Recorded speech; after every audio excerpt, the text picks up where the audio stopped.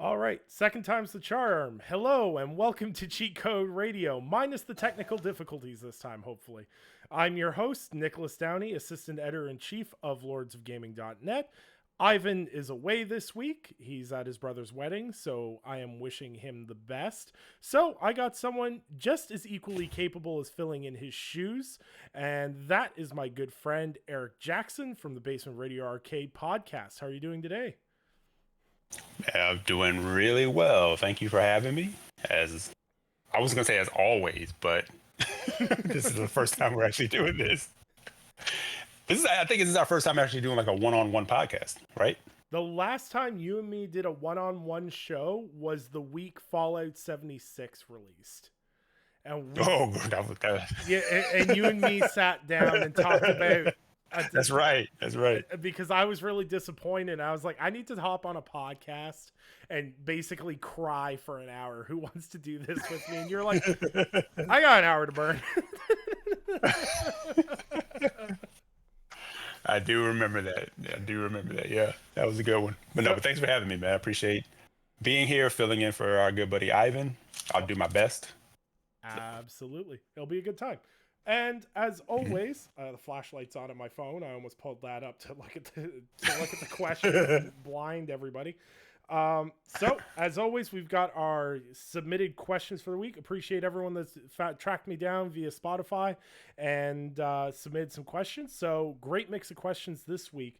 So September is jam-packed with games. What is your guys' most anticipated title? This is from Game Time Man. You go first. What is the big title for you, Eric?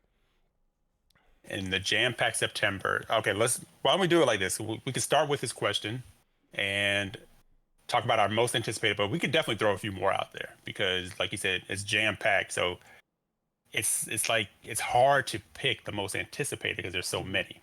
But I'll start with the one that I've been waiting on the longest and can't wait to sink my hands in. Oh, that sounds totally wrong. Let's start that over. Can't wait to get my hands on and sink into it. That would be Deathloop. Which probably is not a big surprise to you. Right? Not at all. Not at all. And I'm right there with you on Deathloop, honestly. Like it's so intriguing to me. Like the first couple of trailers they did, I was kind of like, you have my interest, but I'm not sold. I remember the first reveal, the first E3 reveal trailer where they kind of leaned it like it was a multiplayer only kind of game. And I remember being like, that's kind of weird, but I'll wait and see more. And then I saw a few more trailers. I was like, this looks cool, but I'm not quite sold on it. And then they did the Deathloop State of Play. And when they showed off the gameplay and being like, this is like Hitman, but in first person, I'm like, oh, okay. Right. You're speaking my language now. And like all the different ways you can approach stuff. It's all the good stuff about Dishonored. And they jam-packed it into a first-person shooter with an interesting story premise. Yeah. And then like the whole...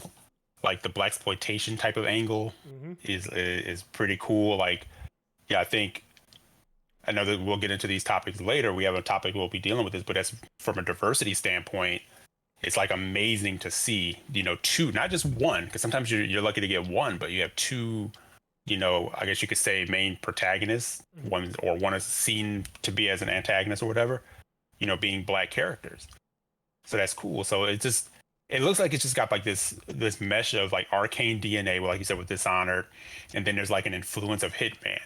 But then you look at some of the guns and the weapons, and it's like, I see like some influence of Borderlands there as well, So this is definitely the thing that we think it's going to be, like the soup of play it the way you want to, and then replay it again in a whole different way. Like, this could be something really special. Yeah. So if this is Arcane doing what they do and just like going for it, we need a return to form game from them because Youngblood wasn't it. I know that wasn't their sole game, but they worked on that, and it just wasn't. See, I think the problem with Youngblood is I like Youngblood mechanically. Like mechanically, it was a really good game. The narrative, Yeah, 100%. the narrative was kind of the open design was but it was almost Mm-hmm. like when Machine Games and Arcane came together. Instead of building something together, they both just did their own homework and then slammed it together in the middle. Yeah, and then said, "We're," and then they had one third guy who was sick all the time, who was the looter shooter guy. Yes, He's like, "Hey, you guys, I know I wasn't really involved with the project, but I don't want to get an F. Can I?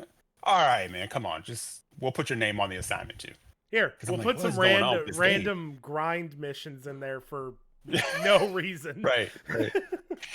Yeah, and it just seemed way off for like it wanted to be a Wolfenstein game, but then you saw some of the DNA from Arcane of what they offer, but then it was just like this weird like we're trying too damn hard. Like I thought the premise of the twins was awesome, but then they kind of grate on you a little bit, like in like the voice acting and the thing and the slogans and the lines that they would say, and then at points it's like, yeah, you could play it by yourself. You're not probably gonna have much fun, but you could. Yeah. And that's kind of where I was like, I don't know. Yeah, it's Cool concept, just didn't land it to me anyway. I think that part of the problem is that we saw so much character development in Wolfenstein 2 that people were used to a certain scale, and then them to do like a spin-off zany game just kind of killed it. Yeah. Yep. I 100% agree with that. But as far as Deathloop goes, yeah, that's I can't wait. It's been a long time. We had numerous delays. Shout out to Sam. But hopefully those delays will be payoff, and we're gonna have a special one in. I know people put a lot of weight on what the game of the year is, but maybe that'll be a contender. So that is my most anticipated. But we can talk about some of these other titles that we're looking forward to too. See, it's a really close race for me right now Mm-hmm. because Death Stranding is in there for me. Like I can't not think about Death Stranding Director's Edition. For some reason, it's in the back of my mind constantly. Mm-hmm. Because like it's so weird. Like it's so Kojima. Like all these in every way. Like the director's edition for Ghost of Tsushima. Like I like Ghost of Tsushima, but I really didn't have the director's cut isn't massively appealing to me. I'm like, oh, that'd be cool to jump in, do the DLC, and I'll get there. Mm-hmm. But Kojima was like, hey, we're doing this thing where it's like there's like different things that enhance the base game, where it's like, hey, we're changing how you do this, we're changing core mechanic aspects of the game, and that's really cool. But then it's like also Fragile has a racetrack now, and it's like right. What? Right. Like it was like when Kojima was sitting down to make this, he was like, you know what, I really like Yakuza Like a Dragon having all these side activities. I really want to do that in my game, and just went with it. And I'm really excited for that because like I kind of bounced off Death Stranding at launch. Like I played about I can't say I bounced off it. I played it for like 20-ish hours and I enjoyed what I played, but I got pulled away by something else. So but what I'm really interested to see is like what he can do with just all of it, like just as a cohesive, because it's always interesting to see developers go back to their game and go, hey, what's going on, like what can we change to make this better. Right. Yeah, and that's exactly what, when I look at Death Stranding director's cut, that's what I see. Because I know people say, oh, was this content that was supposed to be in the game, and I was like, I don't think so. It seems to me like these are just all ideas he had after the fact and just started working on it right after the game came out. These don't seem, it doesn't seem like that thing where it's like, we're going to sell back the content that we decided to hold back, which we've seen games do at times, right? I don't think when I look at, Quiet's racetrack, I'm like, not Quiet. I'm mixing up my characters here. When I look at that, Quiet's from Metal Gear.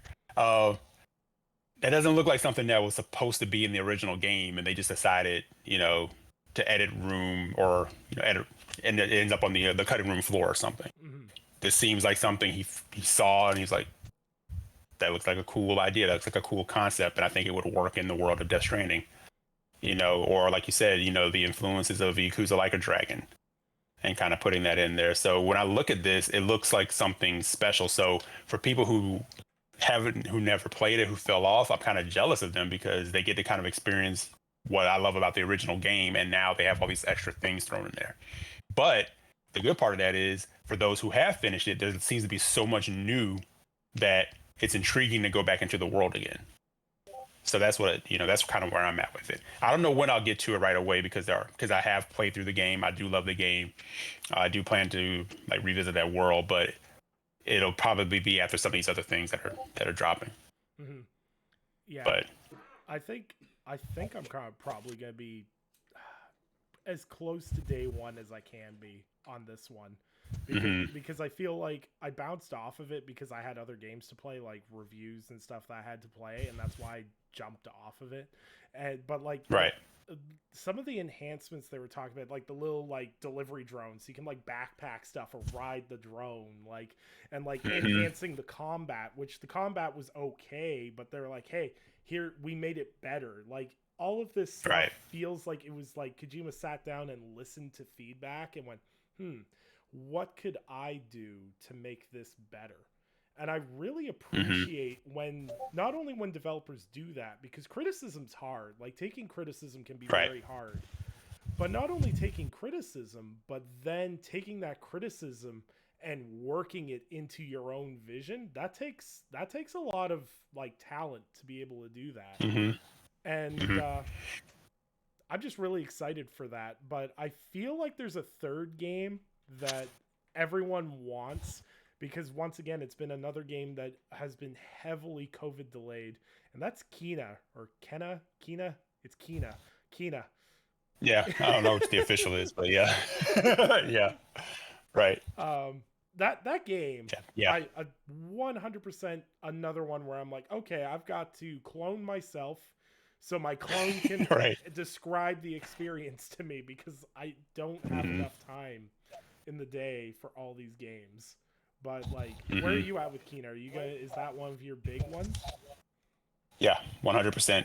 So yeah, when I said it's hard to pick the one that's most anticipated, because there's another that's highly anticipated, and that would definitely be Kena, whichever one we go with.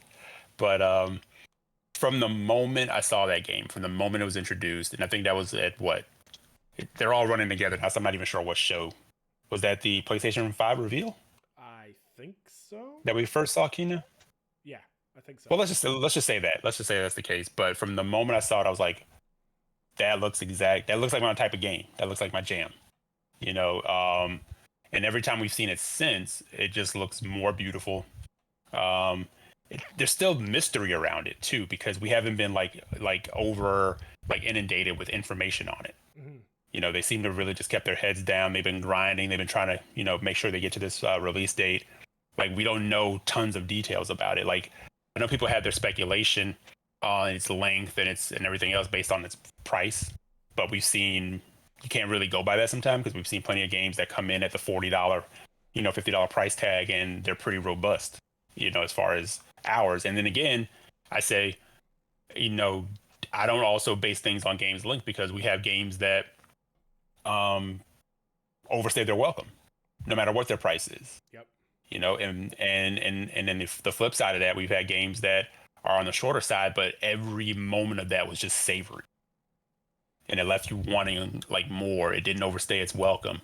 I'm not going to judge it on the price. I'm just ready to experience that world, and I'm hoping that these guys, being their first game, they're a talented studio as far as production, but this is like their first game, so I'm definitely hoping that they hit it out of the park.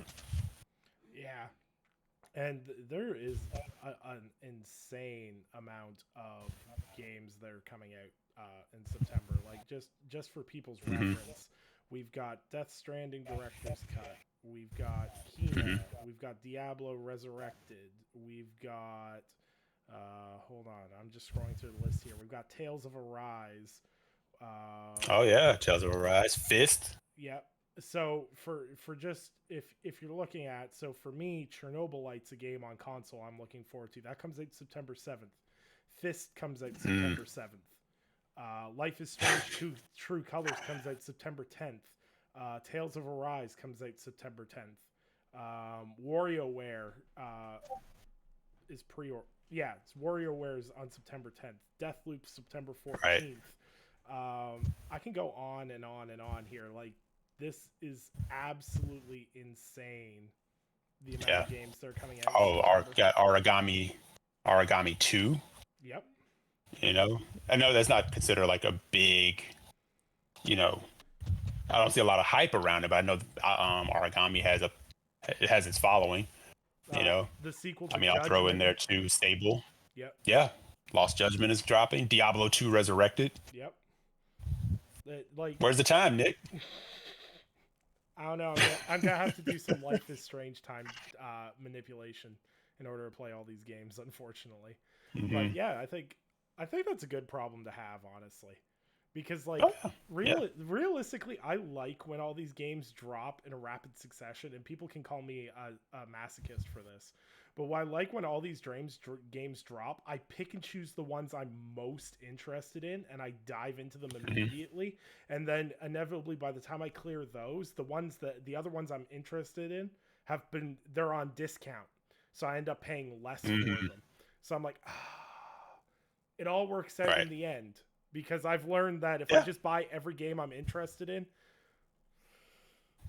it just doesn't end well. I never get to any of them. Yeah, I've gotten so much better with that. Like tail end of like last generation and into this one, you know, prior to that, I was very bad with, if I saw a sale, I was buying everything. Right.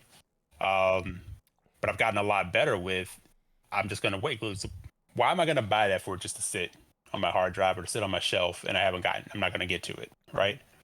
And I have plenty of games that are in my libraries that are those types of games. Like they're there, and I'm like, yeah, I'm going to get to it. And I've kind of made this resolution to where I don't feel like I'm slave to a backlog. No. You know, like there's a backlog that's always going to exist. There's always going to be a ton of games in my library that I didn't get to. But some of those I just kind of said, you know what? You just have to face the realization that in life, you're not going to see every movie. You're not going to experience every game. So why sit and stress and force feed yourself to play something that you may not be necessarily in the mood to play, but you have it on an Excel sheet or a list, or you feel obligated to get to it because you paid the money for it. There's plenty of things that we waste money on and never really get to fully experience or do. So I just kind of go with whatever feels good. And that goes with like some new games as well. Like I know, you know, it's easy to get caught up in FOMO. I'm not going to count that for September because there's games that are absolutely going to jump to the top of the list, like Deathloop and Kena. But there's always going to be a new game where you're kind of like, I really am interested in that, but it's not really pulling me away from this game I've had in my backlog that I've really been wanting to get to. And now I'm really feeling like playing that one. Yeah. So yeah, it's just a little thing for anybody listening, because I know people often feel slave to the backlog, and I got to get to this one to justify the fact that I spent money on it. And you can drive yourself crazy doing that. So yeah, little tangent there, but yeah. Like you said, it's a good problem to have. Even if you just kind of pace yourself and just get to the one you want to get to next, chances are by the time you get to it, you'll get it at a really nice price, or maybe it'll hit Game Pass or whatever, you know. So yeah, don't stress it. Yeah, and I think that's something I've done really well this past year. Being financially constrained this year actually helped a lot. Having to pick and choose, because there's a while there where, you know, things were just going too well and I had too much disposable income. Right. And I was like, ooh, I need this. Like there'd be an Xbox sale or a PlayStation sale and be like, yep, I'm buying that. I'm buying that. I'm buying that. And then because it feels good too. It feels good to buy games. It's like, it feels that's satisfying. It's like, give me another hit of that. Yeah. You know? It's like, oh, having a bad week, buy a video game. Yep. But what I've really come down to is I've really found the games that really speak to me, and finding more and more games that speak to me, whether they're old games, new Yeah. games, wherever the case may be. I'll make time for those games always, and stressing like the last thing I want to do is my whole life, work, everything else operates on a time Hmm. schedule. The last thing I need to do is stress and time schedule my free time. Yep. Yep. And like, I don't want to sit there and be like, I have to beat this game in 8 hours because if I don't beat it in 8 hours, I'm not going to be ready for this game when it drops in 12 hours. Like, Yeah. I was just about to say that. I was just about to say that.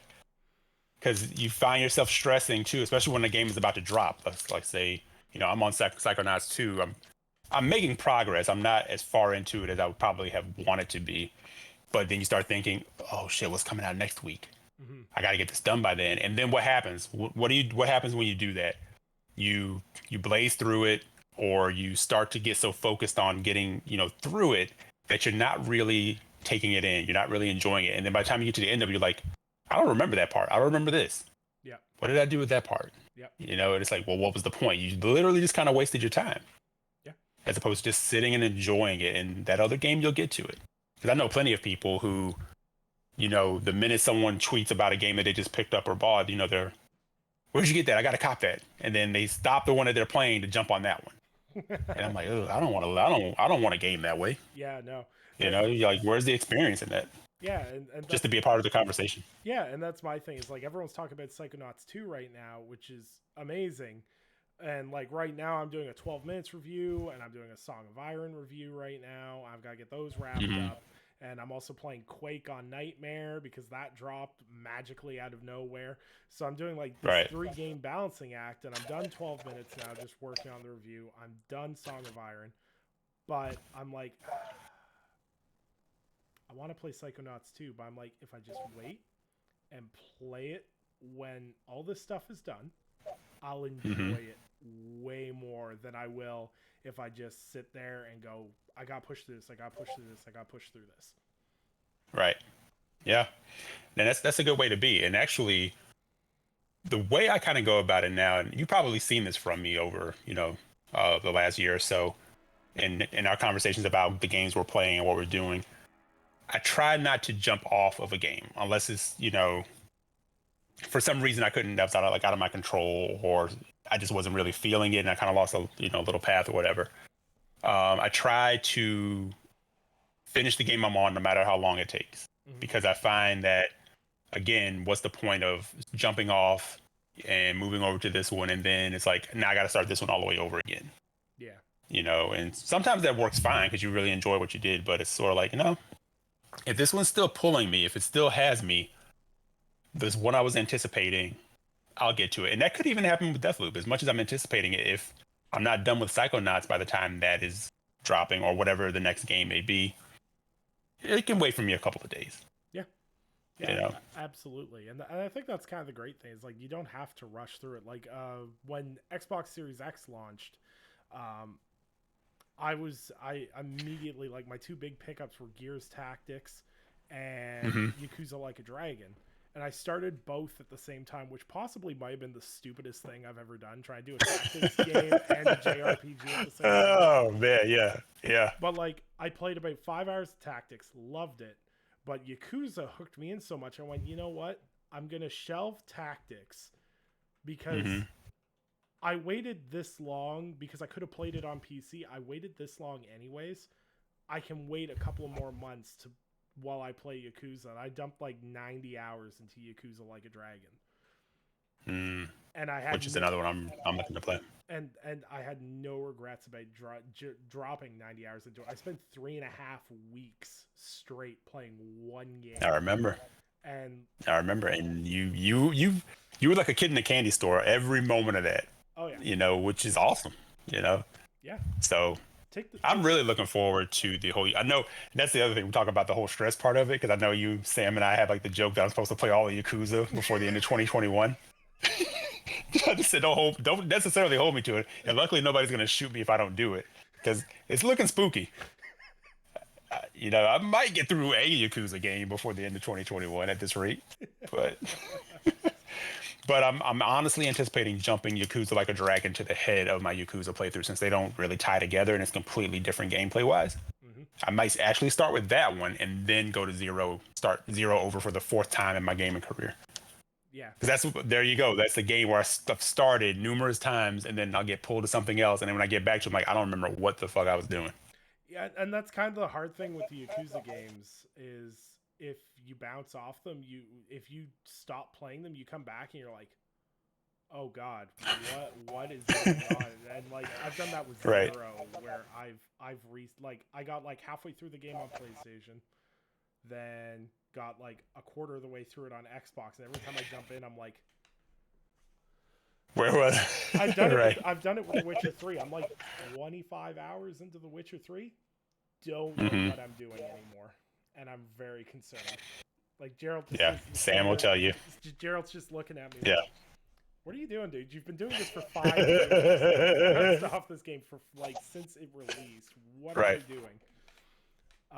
But yeah, now Witcher 3 is a game that happened to me. I jumped off a few times. Sam will tell you. I jumped off a few times, and then I got to a point where I said, I'm starting it over, and I'm going in, and let's see how this goes. And damn, it got its hooks in me. And the next thing I know, it was like 220 hours later, all the DLCs and everything else.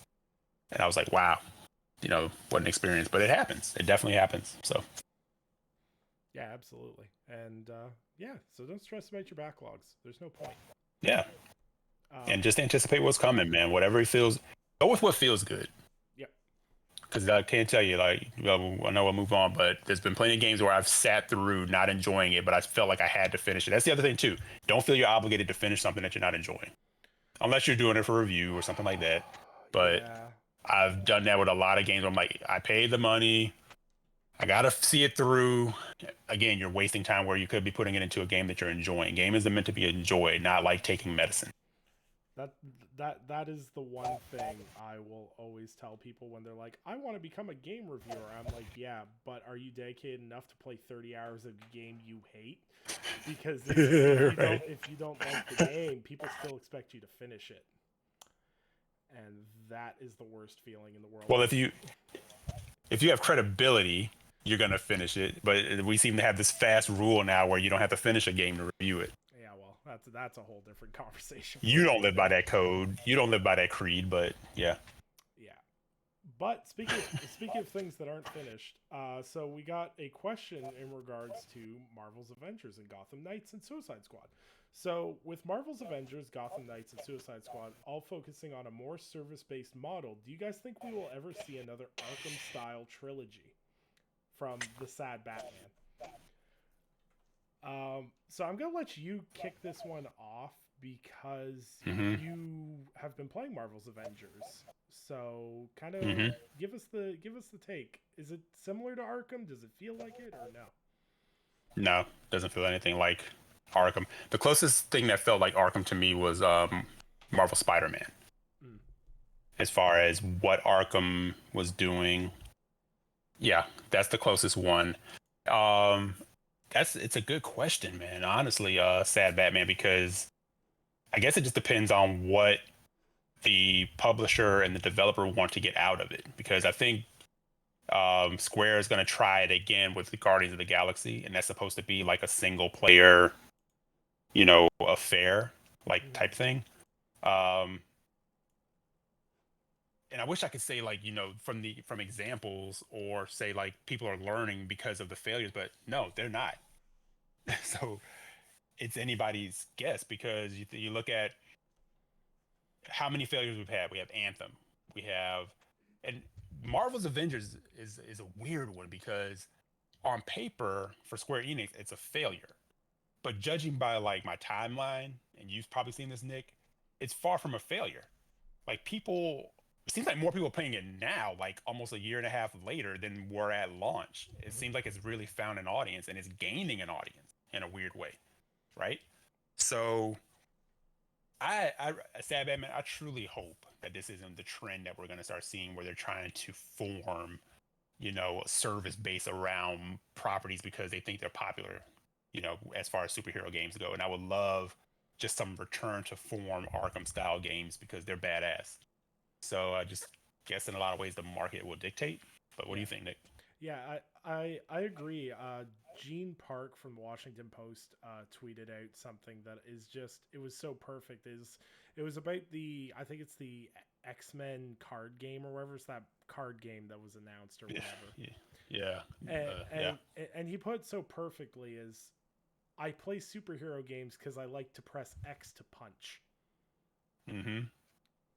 And the ability to play different superheroes that may not necessarily get their own standalone games and get to press X to punch with them is such a great experience. And I think part of the reason people are bouncing into Marvel's Avengers right now is like they did a lot of tweaking and patching and stuff to fix a lot of the issues they did have at launch. I know there's been discourse around the gear grind, character level grind, all sorts of different stuff that they've had to challenges they've had to deal with because of the games as a service model. But at the end of the day, Black Panther coming to Marvel's Avengers was such a huge thing because Black Panther's probably I'm gonna put it I don't want to oversell it, but I think I would say he's probably one of the most beloved Marvel characters right now. And it's a combination Yeah. of the fact that Black Panther is one of the best Marvel movies. It's for, Mm-hmm. once again, this is going to tap into our diversity conversation later in the show. It's a group, it represents a group of people that don't necessarily get as much shine in the superhero universe as they should. And Right. also the fact of, the passing of Chadwick Boseman, like that was an emotional point for a lot of people. So to be able Mm-hmm. to play Black Panther, and I believe it's Christopher Judge that does the voice from God of War, correct? Uh, I believe so. Actually, I'm not 100% sure on that. It would make Regard sense though. Regardless, it's a very serviceable addition, and they did it with a lot of tact. And seeing Mm-hmm. so many people jump in, like shout out to Luke Lore from the Xbox Expansion Pass because he's been beating the drum about how good of a game it is, while also being real about how the challenges the game has faced. And there's Mm-hmm. just a little part of me that sits there and goes, "What if Crystal Dynamics had been allowed to do a Marvel's Avengers game without the game as a service stuff? Just wipe the games as a service stuff out, and you just get to go, okay, so Mm-hmm. here's your Marvel's Avengers game. You get to play as Thor, Iron Man, Hulk, etc. And now you get another campaign that you can play as Black Panther, and then you get a campaign where you can Mm-hmm. play as Spider-Man. And even don't ditch the co-op. Like, I don't understand why we can't have Right. co-op without games as a service. Right. I think that's where the games as a service is where the greed part comes in. Like, how do we keep this popular as Marvel? We can get people coming back, get them coming back. But that's the mechanic that you have to be really good at doing. And most aren't. Even the one that's considered the best at doing it isn't great at doing it. And that's Destiny, Yeah. you know? So, yeah. I, But no, you're 100% right. and I think, like, I don't think games like the Arkham series are gone forever. I don't think they are. Mm-hmm. But I do think it will be a while before. And I also don't want to discount this too. Like, I understand this is specifically DC related because if you look on the flip side of the coin, like the Marvel Spider-Man games are incredible, and Right. they fill that Arkham void I have in my heart. But I do understand it's kind of like the DC movie universe. It's just like I want Mm-hmm. something good, man. I want something good that's gonna hold my Mm-hmm. attention. And for so long, I almost feel like we took the Arkham games for granted because it was like anybody could do this, right? Like how easy is this? It's just Batman. Right. And now you look back on those games and it's like, wow, these were really, really good. They are. Yeah. Because we had so many shitty Batman games up to that point, or superhero games in general. Yeah. And then I remember playing Arkham Asylum for the first time, and it was like, holy shit, they nailed it! Like I am Batman Yeah. in this game. This is absolutely amazing. So, but yeah, actually, yeah, I was gonna say Christopher Judge. Yeah, he's the voice of Black Panther Mm. in Marvel's Avengers, and here's the crazy part about Marvel's Avengers. And you're right about Insipid Goes Lore, because it's actually because of him that I'm actually playing the game. I won. He did a contest, and I actually won because like you said, he's been beating the drum for this game and saying if you strip away, if you kind of move past like the games as a service portion, there is a great thing going on here. And I remember us talking about this on Gaming Perspective around the time that the game launched, and I was like, I'm a comic book nerd. I should be all about Marvel's Avengers. Not ignoring Marvel's Avengers, but the games as a service part was like, I don't want to deal with that, right? And the beta didn't really impress me, at the time. But getting the game from Luke and going into it, I was like, wow, it looks amazing. I'm playing it on Series X. It looks really good. I heard the same thing on PS5. And there is something about it. There is a loop to it that is fun. You're right. It's like pressing X to punch, characters in the face as, Hulk or Captain America or whatever. The initial campaign for the game is really good. It's focused around Kamala Khan. It's a really good story. I'm thoroughly enjoying it.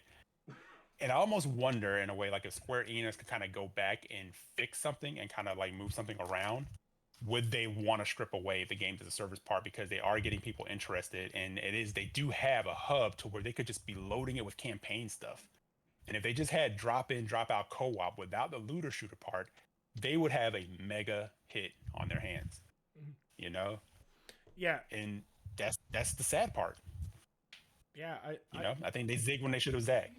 I 100% agree, because it's hard to, you imagine if they were just like, hey, yeah, you can play this campaign now. You can play a new Iron Man campaign. You can play a whatever campaign. And people would absolutely lose their minds for that. And it's kind of weird, because like when you start talking about like, you're talking superheroes. Loot grind with superheroes forever will be weird to me. It'd be like if you made a Superman games as a service game and you're like, you don't get the laser eyes yet. And you're like, well, okay. Right. Or you're weak to bullets at the start. Well, what?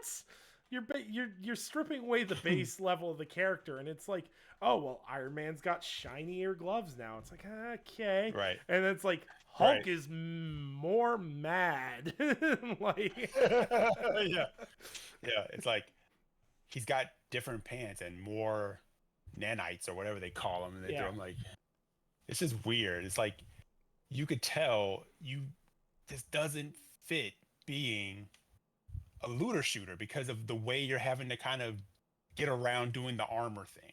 Yeah. It works in Destiny. You're a space like cowboy and you put on this cool armor. That's a whole aesthetic about it. But that's your guardian. That's your warlock, so you can customize, you can do all that. You can create the character that you want. It doesn't work as well when you're Hulk or Captain America. So what do? You change like their bone structure, or you give them things that's supposed to make them stronger, and it's like it doesn't physically change anything because Captain America's uniform is Captain America's uniform. Yes, you can pick a different one, but you can't really customize that to be your thing. Yeah. So yeah, it would have been amazing if they could strip away that stuff and just let it be like the game that it is. Because I mean, one of the things I always said in playing the Arkham games, and you've seen people talk about this on the timeline like ad nauseum, it leads people to wanting to see their favorite character in a game. Whether it's Punisher or Hulk featured in a game, or like I've seen people say they wanted a Black Panther game. They have the ability to give you that in the hub of this world. Look how crazy people were going when they were visiting Wakanda in this world. But they really, I think, botched it by trying to go after the looter shooter thing because they felt they had the Marvel property and it's the perfect opportunity to pick people's pockets. And they learn fast that doesn't work. I really think, and like I'm just spitballing here because I don't play it. I think outside of Destiny and like the Division 2 and stuff like that, I don't think the looter shooter audience is nearly as big as a lot of these companies think it is. Because it's definitely not. Because I feel like Destiny guys stand on their square. It's kind of like MMOs. Like, you had your World of Warcraft, you have your Final Fantasy 14, and then there's like another category of others that fill out the rest of the genre. that kind of fight over like the table scraps from the other two. And I feel like looter shooters are very much the same way. It's really hard to fill out a player base if you're not Destiny, if you're not Warframe, if you're not the Division 2. Even the Division 2 struggled hard to maintain an audience. So and has it really when you think about it? Yeah, I don't know anyone that still plays it. No. I mean, even to the point where they're like trying to launch something completely new. Yeah. Like a whole different division thing. I'm like, it's like Seinfeld. We already have a George. What's wrong with the one you have? If you can't get that to work, why are you trying to go after something else? You know, so like you said, yeah, for whatever reason, they decide to chase this looter shooter thing. I don't get it. Like, and you're seeing it like, you're hearing like Assassin's Creed talk about it, possibly trying to go in that direction of a persistent world. And that's one of the thoughts and concerns I have around Halo. Yep. With them trying to use those words, but not use those words. It's like, if you think about how you hear these talk about like Assassin's Creed or talk about Halo, they won't use the term looter shooter because they know those are nasty words that people don't want to hear. But they're trying to say it in a way where it's like, it's a hub world. They don't even want to say persistent world. They just want to say that, You remember in 2017, 2018, when everyone started getting really bad open world fatigue, and then like the Tomb Raider games and Metro Exodus came out, and people were like, they're hub world games because they wanted to avoid the use of the open world tagline. It's the same thing. It's like being an indie developer and making a Metroidvania and doing everything you can to make it not be called a Metroidvania. But I just I think there's interesting challenges ahead, and I've been tempted. Like, I've seen Marvel's Avengers on sale for like $30, and I'm like, and I'm like, Nicholas, you don't even really like Marvel. What's wrong with you? That would be the one. That's the crazy part. I don't even know how, or if I could recommend it. I could, from just if you're curious, but to put down your money to play it, because I know, you're not the biggest Marvel guy, and it's very Marvel. Yeah. It's very Marvel, and it's. I don't know. I don't know, man. See, I don't know. For me, I'm all about like the weird Marvel ones, like, like Ant-Man is like right up my alley. It's like Spider-Man is always the go-to. Like, outside of Andrew Garfield, there's never been a bad Spider-Man. Like, period, end of story. Actually, I like Andrew Garfield's Spider-Man. Because he has like the lanky look, and he looks like he looks like a J. Scott Campbell drawing of Spider-Man, right? But there were definitely liberties that they kind of took with his movies. I was like, I don't know if I'm all down with that, especially the second one. I was like, this is total bullshit. There's things from the first movie I can deal with. But anyway, don't want to go off on that tangent. But we don't want to get into this guy it's like the Batman argument. This guy's a better Peter Parker, but this guy's a better Spider-Man, and it just makes me appreciate. Lego them together, they'd be perfect. It just makes me appreciate how good Into the Spider-Verse was, because it balanced everything flawlessly. Dude, Into the Spider-Verse is. I watched it for the first time like 2 months ago, and now like the soundtrack's on my phone all the time. I love that movie so much. It was so well done. Yeah, but it's fantastic. We don't want to fall down that loophole.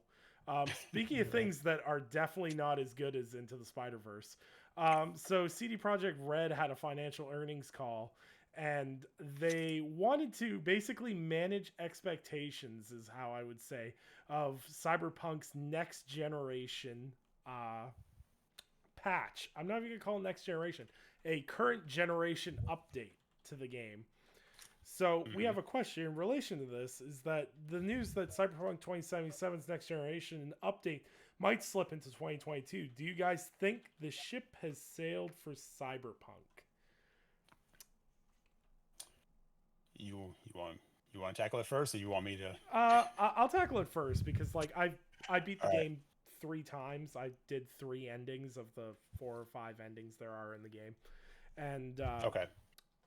I'm gonna just say this: is even if you peel away the technical issues that marred that game, the game isn't nearly as good as people want you to believe it is. Right. It is more RPG light than I would ever want anyone to admit. And it's kind of mind blowing that the people that created The Witcher 3 created such a typical open world RPG game that it was Mm-hmm. like 20% of the content is amazing, but the other 80% Right. sucks. Like there's specific character arcs where you follow through that take a couple hours. You're like, wow, this is really well done. And then the rest of the time you're like, oh my god, this side activity sucks. I'm just doing the same thing Mm-hmm. over and over and over and over. And it just gets repetitive. And that's what that game was. It felt bloated to add runtime. Like, yeah, you could blitz through the game in Mm. 30 hours and finish the game, but they're like, oh, but you want to explore all of Night City, and it all ends up feeling the same by the end, except Mm-hmm. for the Outlands. And it's just it did not hit my expectations at all for what I Right. expected from CD Projekt Red. And then you add the technical glitches on top of it. I don't see this like the next generation patch.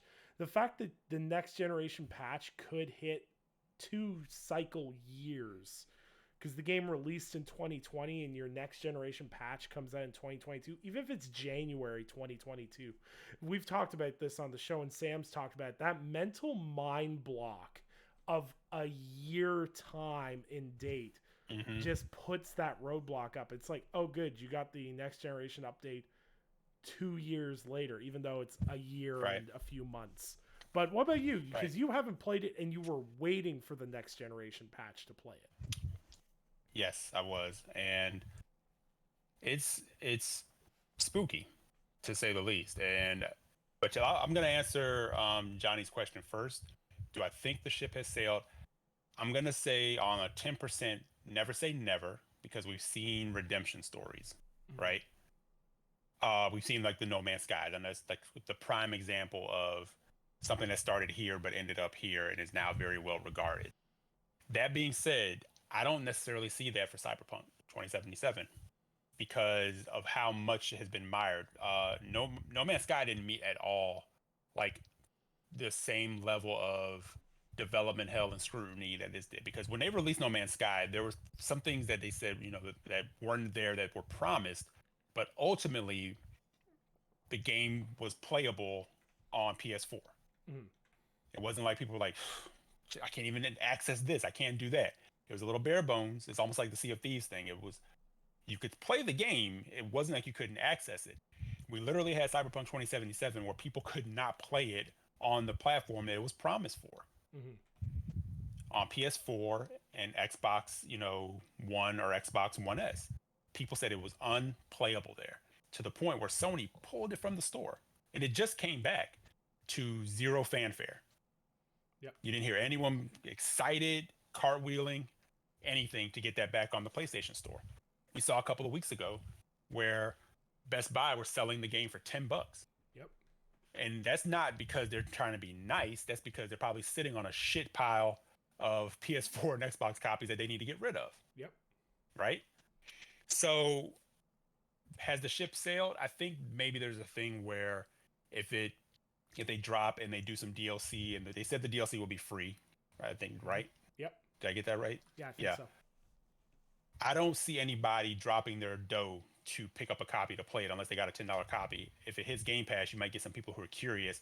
I don't personally see a rejuvenation redemption story out of this because, like you said, Nick, a lot of people are aware that what's there is okay as a game, but not great. And I think by the time that patch drops, we're going to be in 2022 where a lot of the heavy hitters who have been waiting on that have been COVID delayed are going to be dropping too. Mm-hmm. So I think that window for Cyberpunk was this year. Yeah, I hit. Yeah, I wholeheartedly agree. Like when you start talking like Horizon Forbidden West, you start talking some of these big scale games we're gonna see. Like even not to like get ahead of ourselves or anything. Like, you start talking like Starfield, Fable, Avowed. You're talking these big, massive RPGs that we're expecting from Xbox Game Studios. Even if those don't all hit 2022, that's your competition now. That's the bar that you have to hit in people's heads. People Right. don't care if you released a month ago or 3 years ago. There's an expectation. How I see them rolling this out is I feel like the next generation patch is going to get pushed so they can release it with the first expansion, because they said in the earnings call specifically that they're working on, continuing to fix performance issues with the game and everything else, and that they're hard at work on the expansion. They're not sure if the next gen patch is going to be ready in time. So what that says to me is that they're splitting their focus. They're trying to get this expansion done while also getting the upgrade done. I'm not necessarily sure that's what they should have done. Like, maybe focus on making sure the game runs flawlessly on the platforms it's supposed to, and then start rolling out your expansion. That makes more sense to me personally. Right. But, hearing things like, oh, well, the Witcher 3 next gen update should be on track, and the only reason that's on track is because that's being handled by Saber Interactive, and CD Projekt Red has basically nothing to do with it. So, but here we go back to the game, that The Witcher 3, because that's the one that they can like plant their flag on. Yeah. And see, the thing that terrifies me with Cyberpunk as a whole is, like, when game developers misstep or a game doesn't hit expectations, you typically see changes happen. Cyberpunk had a whole debacle. You had, they only gave out PC review copies. They wouldn't give out console review copies. There's a bunch of really underhanded stuff that went on with that. And as far as we can tell from the outside looking in, nothing was done about that.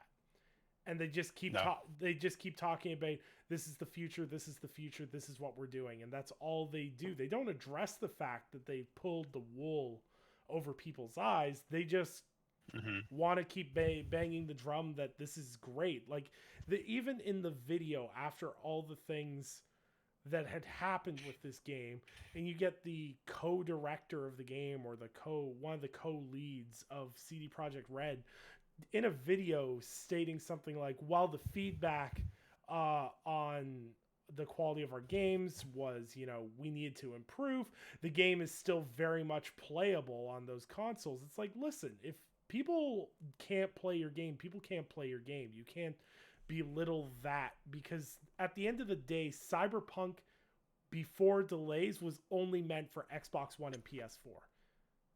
Right. The fact it worked on Xbox Series X and PlayStation 5's better was a bonus.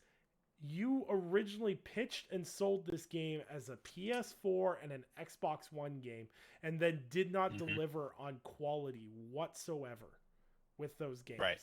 So I don't even want to give them enough rope to hang themselves with. I just simply put everything they say under a microscope, and I'm not jumping to reinstall Cyberpunk. I'm literally one achievement from the completion, and it would take me like 4 hours to get that one achievement, and I could not even be bothered.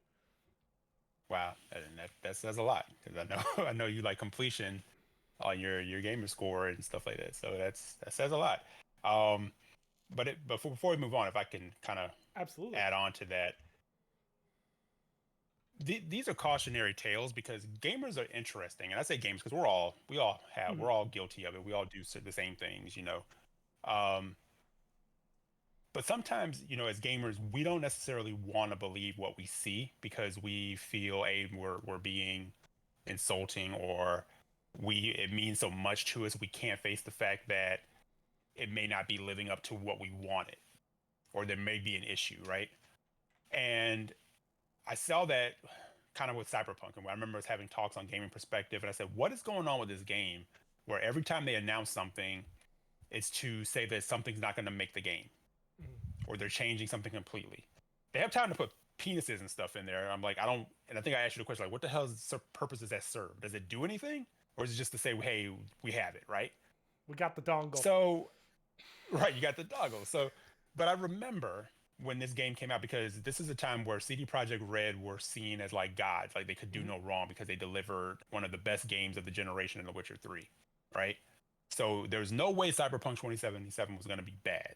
And they had this whole fan base that was rabid, and every, you say what you want, about the yellow chairs and all that stuff, whatever. But the fact is, you had a whole bunch of people standing for this game.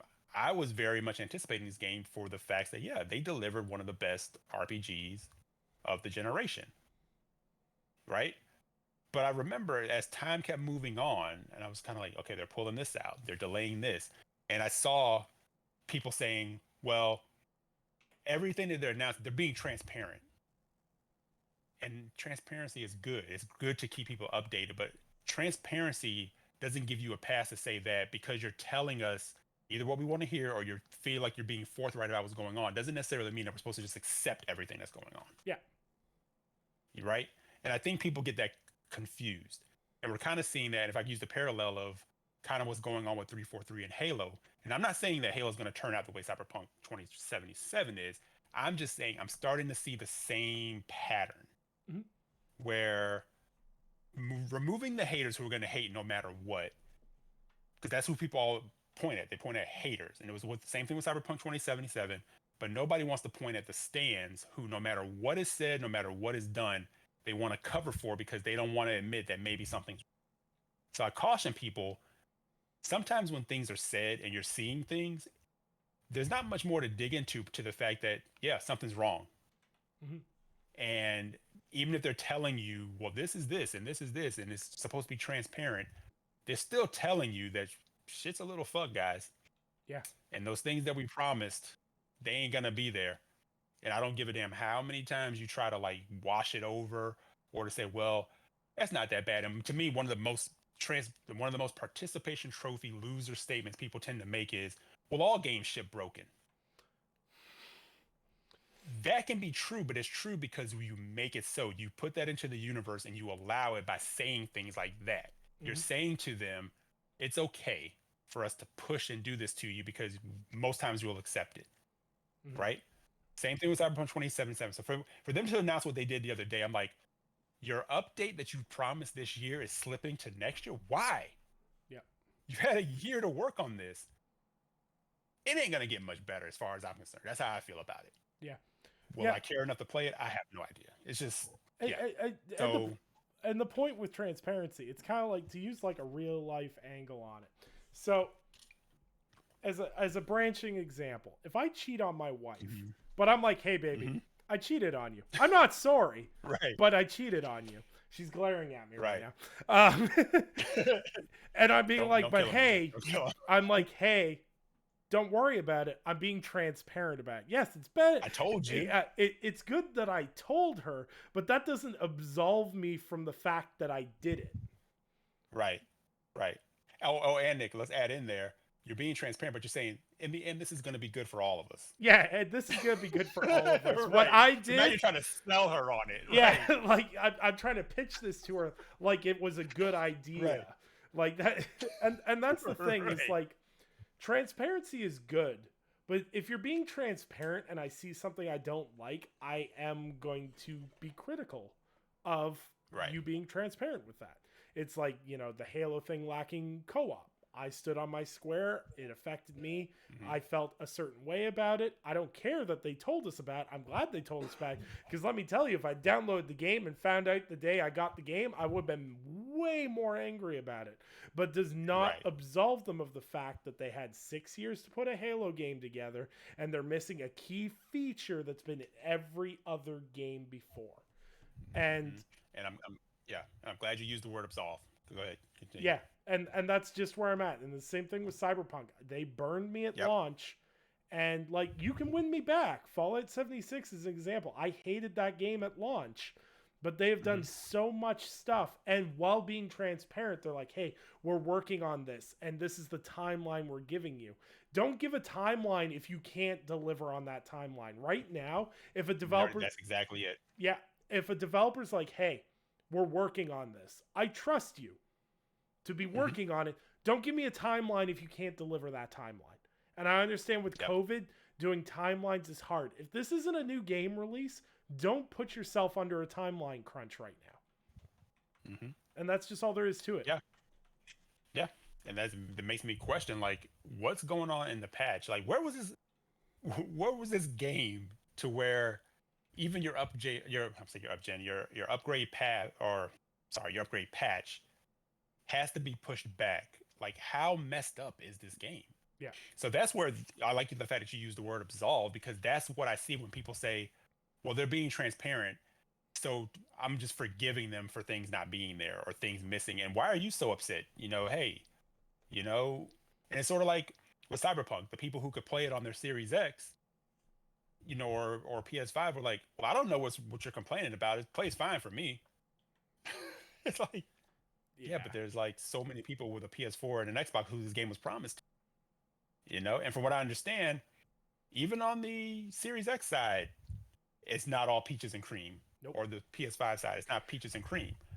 But you want to absolve them because they're being transparent. Yeah. No, you can still hold someone's feet to the fire and say, hey, thank you for letting me know that you fucked me over. But I can still be vocal about it. Yeah. But people they want to say they're transparent, but also want you to be silent because it hurts their feelings. And they don't want to admit it doesn't work there for could me. be an issue. It doesn't work for me. And when I wrote my review for Cyberpunk, the main thing I said is the further into the game I got, the more apparent it became that there was more and more duct tape used to fix issues. Right. Because it was one of those things where, like, at the beginning, you're like, yeah, this is great. This is running great. This is doing well. And the more and more I got into the deeper content, the more and more it started to fall apart technically. So you could tell that they were QAing from the front to the back. And then they just hit a point where they're like, all right, we got to run this to the finish line. So we'll put some duct tape here, duct tape here. We'll put this picture frame over the hole in the wall. We'll be fine. No one will ever look at that hole in the wall. No one will care. We'll be fine. And it's unfortunate because this was supposed to be the generation ender. Like, this was supposed to be the big game. And now it's a bargain bin game at Best Buy and Walmart. Which is wild. Yeah. Yep. That's wild. Now, speaking of things that aren't going to be bargain bin, because it's going to cost $70, whatever they show, PlayStation is set to have a big showcase next week. And Press X to Doubt wants to know, with the big showcase coming up, what are your expectations? That's one of my favorite words on social media now, is expectations. So... just to preface this with a little bit of context, this is not a state of play. They've distinctly waived the state of play moniker, which makes me more excited because when they put state of play in front of it, I'm like, okay, this is where my expectations are. But when they're like, it's a PlayStation 5 game showcase, I'm like, okay, we're not using state of play. I'm kind of more interested here now.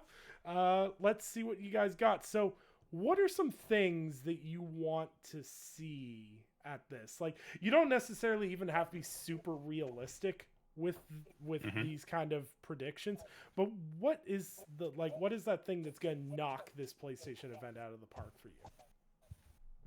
I know most people probably expect us to kind of dive into the whole God of War thing, and I kind of expect a tease of some sort of like the PS5, not PS5, the PlayStation event on E3 when they tease God of War the first time. I kind of feel like they might do that kind of thing again, just to give you a little snippet of what to expect. I kind of think we might finally get a true title name for it. Of course, no release date or anything like that. I don't think they're anywhere near ready for that, but at least a teaser, at least an official name for God of War. But outside of that, what I'm really wanting to see is, where are they with Blue Point?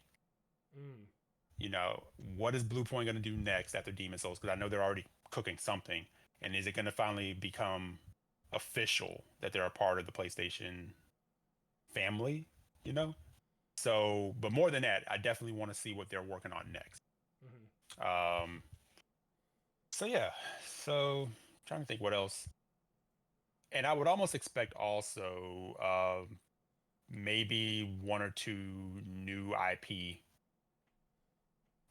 or concepts or something revealed in that regard, along with updates on, probably a little on. I can't imagine what more they may show, being that they did a pretty good lengthy reveal months ago, and they just did the release date, so maybe something else around that. Shout out to Joe from PS Trophy Room. I'm gonna give him some some shine and the hopes and dreams that maybe finally a Bloodborne patch comes, and possibly a little bit more on what's going on with this Last of Us remake. I'm rolling my eyes on that. Or Last of Us 2 PS5 update, director's cut, whatever they're going to do with that, and maybe finally the reveal of factions. Yeah. So that's my rollout. Yeah, I'm interested in this event because Andy Robinson, who is the editor, I think he's the EIC for VGC. He does a fantastic job of reporting on stuff, but not only that, he doesn't just throw stuff into the ether for the sake of throwing stuff into the ether, which I appreciate. Right. But he said in a tweet that, you know, they're coming with the mega hitters for this showcase is what he's hearing. So when you're talking mega hitters with PlayStation, it's interesting because everyone has different mega hitters for PlayStation. That's what I love about PlayStation so much. It's like what you consider a mega hitter IP is different from what I consider a mega hitter IP. To me, obviously God of War is going to be there. That's exciting. I'm excited to see that. But it's like God of War is one of those games where they could drop it tomorrow and I'd just buy it. Just based on the premise of the last game. I don't need to see a lot from God of War to know I'm going to love it. So show it when you're ready, and, you know, we'll have a great time with it. I have no problem with that. What I'm interested in is we don't really have a PlayStation roadmap right now of what's happening. Like, we know, you know, Deathloop, Kena, stuff like that. To guess through Death Stranding director's cut, that kind of gets us through your holiday bump, and the third parties are doing a bunch of stuff October, November. You got Horizon Forbidden West in February, but we really don't know anything past that.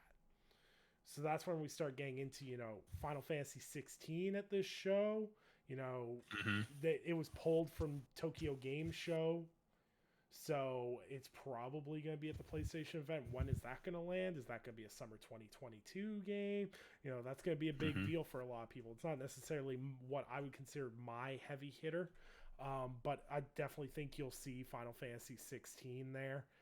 You're going to see you're definitely going to see God of War with an actual title, with a teaser, and I think they'll put a 2022 date on it. They won't date it, but they'll just say coming 2022, and then that gives them flexibility. If they need to bump it, they can bump it.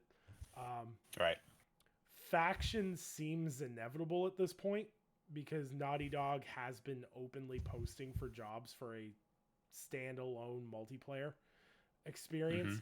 And what interests me most about this is when I saw that they were doing factions, and then they were doing The Last of Us, and they had The Last of Us Part 2, I'm like, okay, so they're going to do The Last of Us Part 2 director's cut and put factions in with it to bundle it for PlayStation 5. But I get the more and more feeling that the factions is going to be a full-priced game on itself. Yeah. And that they're going to flesh it out to a point where it's going to be worthwhile. And I'm interested to see how people receive that, because a lot of people love factions. I understand, like, the original Last of Us has a massive following for, you know, factions, but I wonder how many people fell in love with that when it was full price.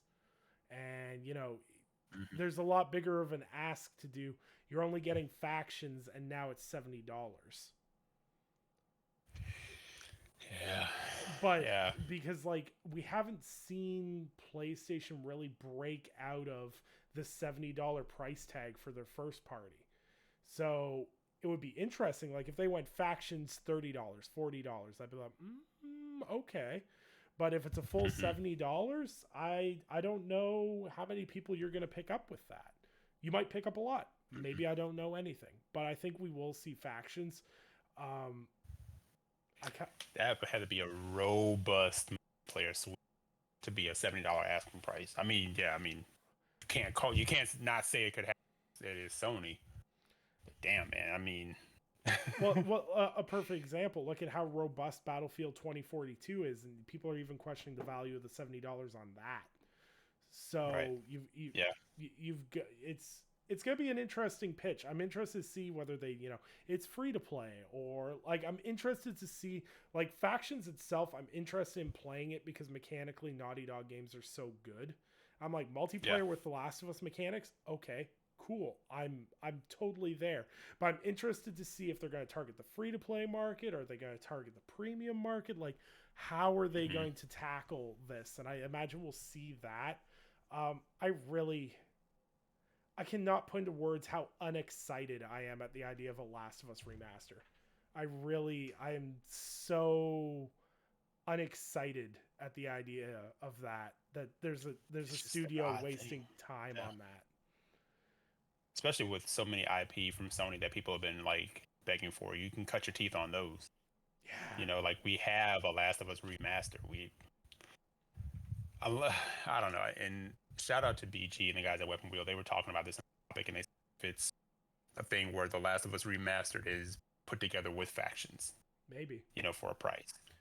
And then they even brought up the idea that Factions could be also a day and day PC thing because of the multiplayer, Steam and whatever. I mean, it's a wild card, like for sure. Or like you even said, there could be a Last of Us director's cut with all the bells and whistles, and maybe Factions is a part of that as $170 package if you got a PS5, you want to do that, and maybe a certain fee for the upgrade, which gives you access to Factions and all the updates for Last of Mhm. Us 2. That could be a thing too.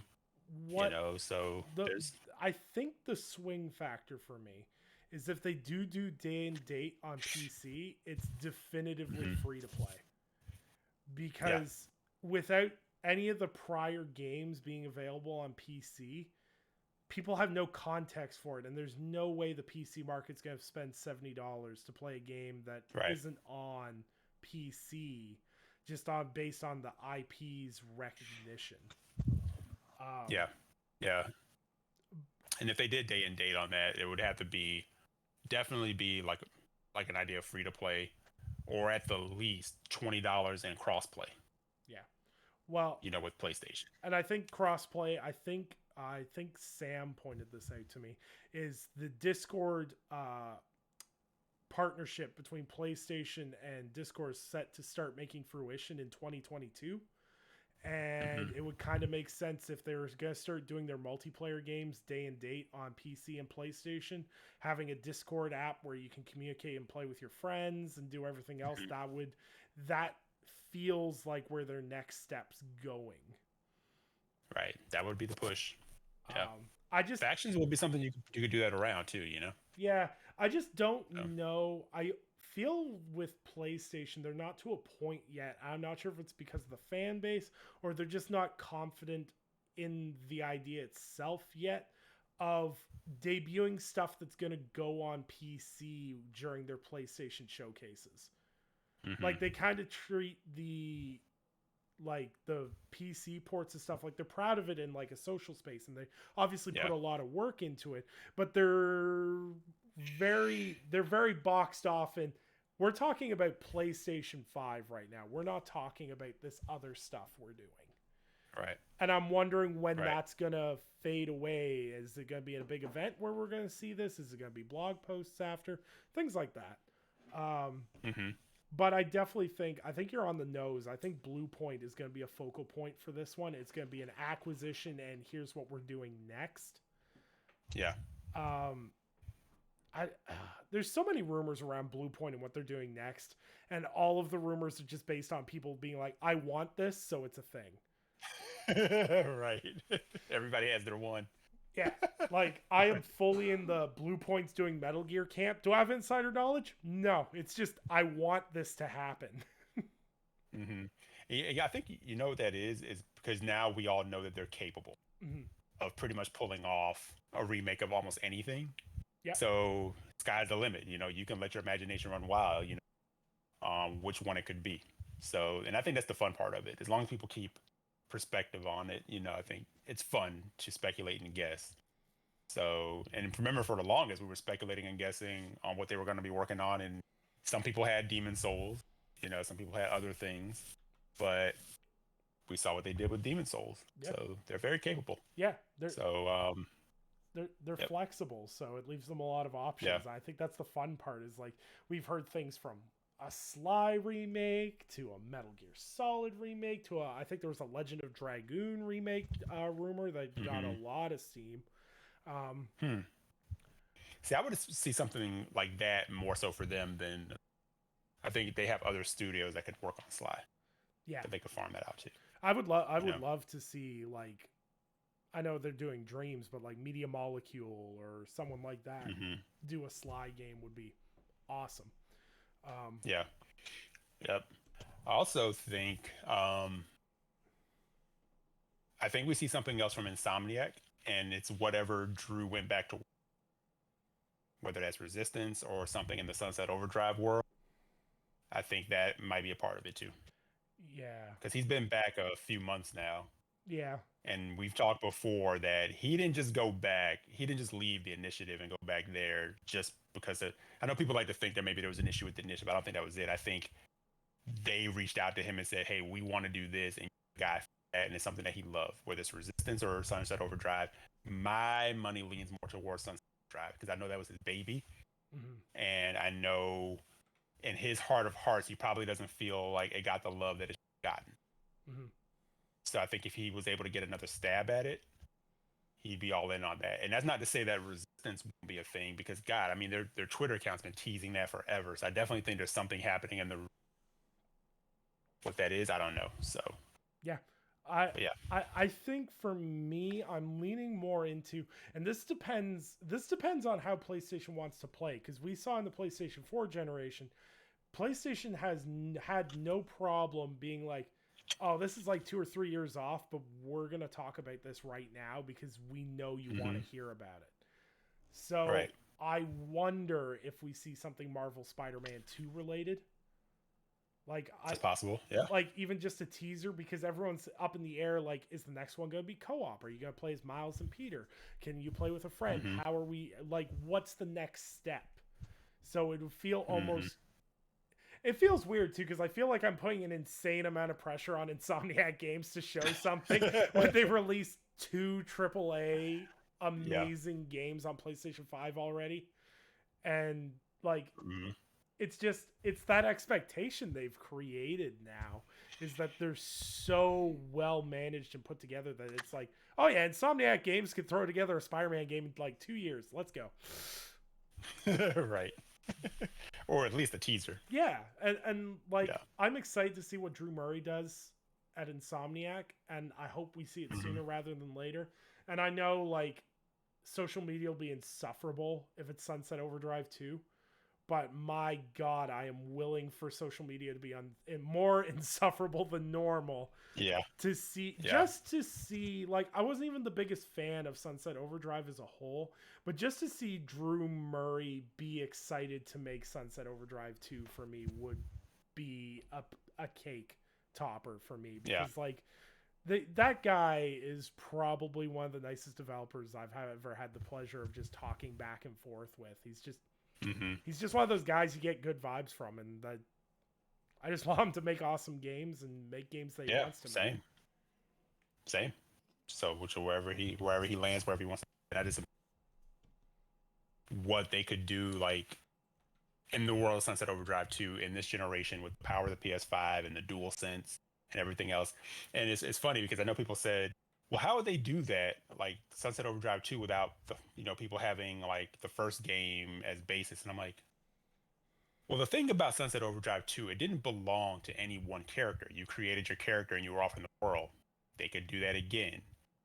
You see with Psychonauts 2, they could recap the events of Sunset Overdrive 1 and then throw you off into that world, and you're off and running. And there was there's a story, but there was no major, there's no attachment, continuity type thing to it. There's no attachment. Right. Like you were like, that's my dude, and you're like, no, that's my dude who's wearing the plaid knickerbockers and right, and the gorilla football helmet. You know, it's like, and shooting a record player gun. Go have fun. Yeah. Like, not every, like, Sunset Overdrive was not this, like, story-heavy masterpiece that you really need to play the first one to understand the second one. Right. Like, Right. It's like Fizco, zombie hybrids, whatever you want to call it, wacky weapons. Go have fun. Yeah. This is what happened. Have at it, Yeah. and then you're off into the world. So yeah. So I honestly think that if it doesn't happen at the showcase, I definitely think that is probably what he's working on, because he seems very excited to be back. Yeah. You know. Yeah. So, or Absolutely. hell, he could surprise us. It could be a whole new IP. He could be like, come pitch to us and tell us what you want to do, and then come back. It could be that too. Yeah, absolutely.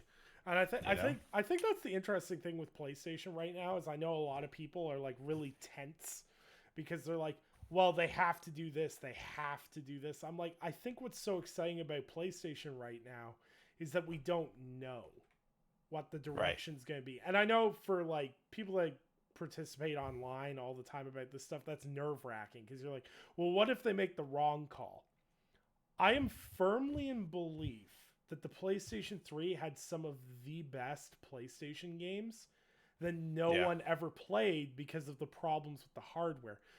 Both PlayStation and Xbox have the hardware. Now they just need to deliver on software. And we know what Xbox's roadmap kind of looks like right now, and that's really exciting. So there's no reason right now I can't be excited to see what PlayStation's doing next.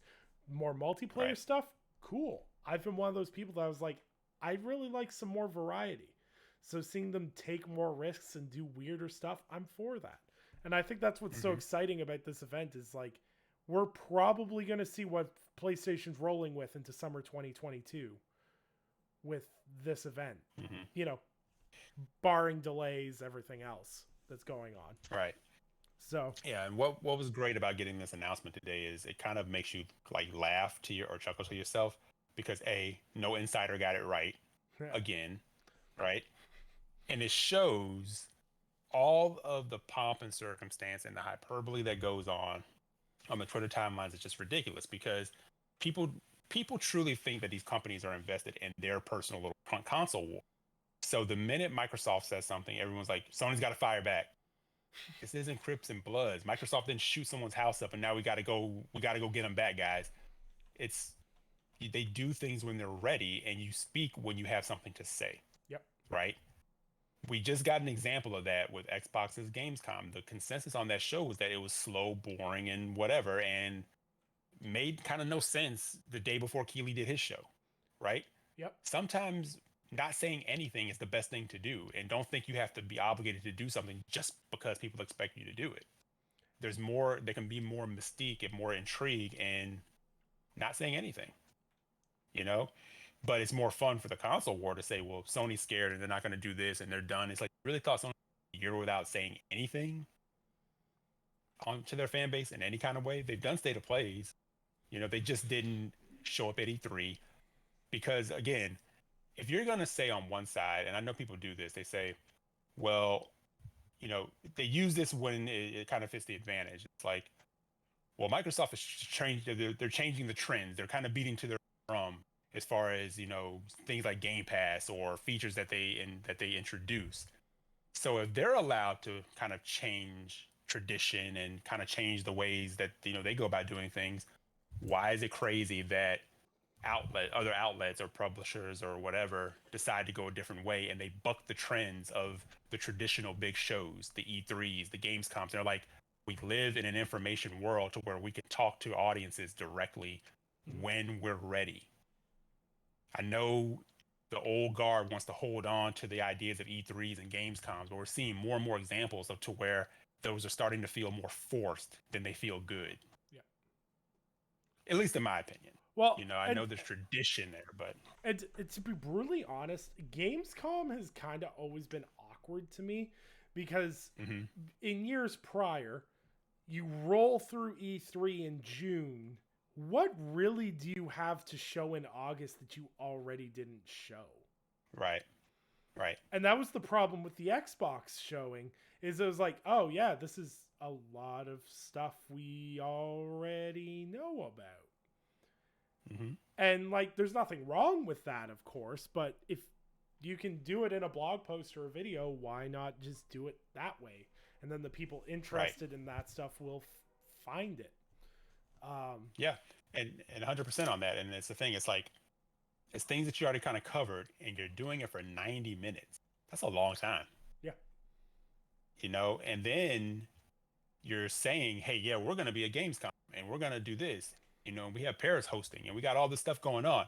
And then the night before, Aaron comes out and goes, don't expect any big announcements. Don't expect, to see anything from the new stuff that we're working on.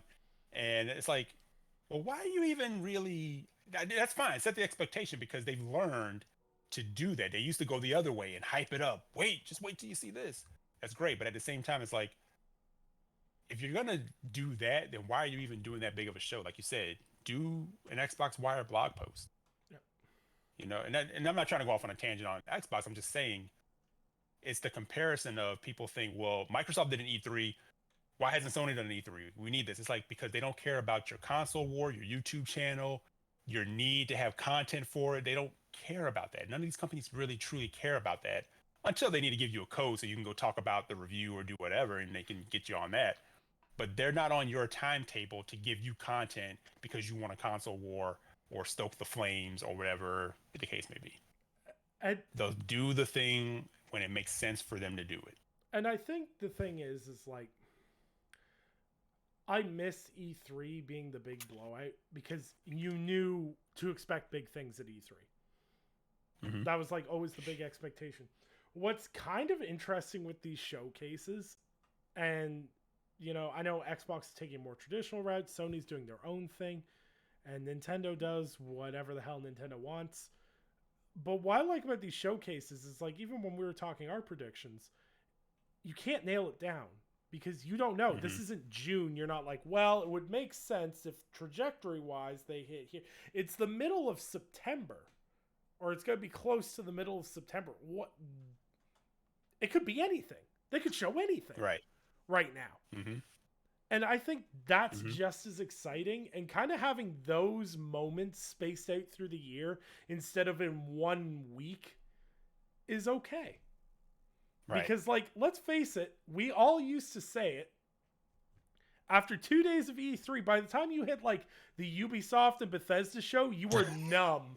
You were like, yeah, right. Have I seen this game already? Was this at the PlayStation show already? What is this character? Why is there a dancing panda? Like, you just get and then you come out of it like, oh, why did they even do that show? That show was terrible.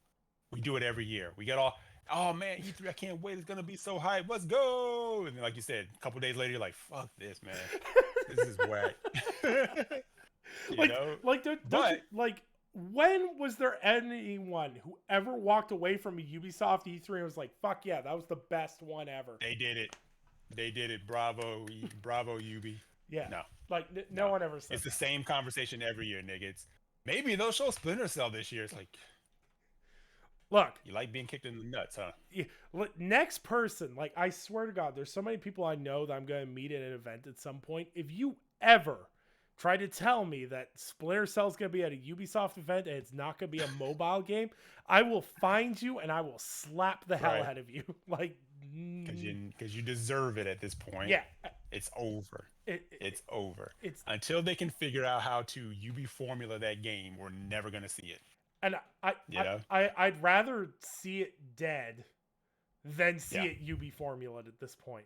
Like, could you imagine? Yeah. Sam Fisher returns with Gear Score. Get new gloves, boots, and unlockables to stealthily quiet. You can get boots that make you 50% more quiet. Oh my God. Go meet the contact across the map, and then it opens up this whole area. And then vomit icons all over the map. Waypoints. Fast travel. You need to tap your cell phone into this tower. Oh, God damn it. Just defeat this outpost. Yeah, come on. Yeah. No. Even like Immortal Phoenix Rising, it's like the concept is great. It's like the Kid Icarus game that you always wanted, but then you slowly start to realize, yeah, this is the UB formula, and they won't let me go. They're holding me hostage in this game. They're like, hey, you want to buy the DLC? It's like, so I can stay longer? no, thank you. I've had my fill. This was cool. See you later. Yeah. And I'm out. Yeah. So Yeah. yeah. This kind of segues is great because we're talking about a company that's not so great at this next topic so much. So it's always a talking point or a focal point in games. The whole. I hate it. I hate the discourse around this because it's such an interesting topic, but you cannot talk about a topic with any tact in a social media space. So we're going to talk diversity in games. I'm going to kind of lean on you to talk about what diversity in games means to you, because if I can go to any Xbox 360 or PS3 game shooter that was released between 2007 and 2013 and find 90 guys that look like me in any of those games. So in terms of diversity and what draws you into a game, what kind of appeal does it have to you as a person of color, in terms of how does it feel to see yourself represented instead of having to play, here's a third person action game where an angry white guy is mad that his dad took all his money. Right. Or even like when there is a black character, it's like they're playing into the stereotype of something. Yeah. So no, it's very important. And I definitely, like I said, I think we're seeing when a company is feeling brave enough to do so. Like you said, we used the example of Deathloop earlier, right?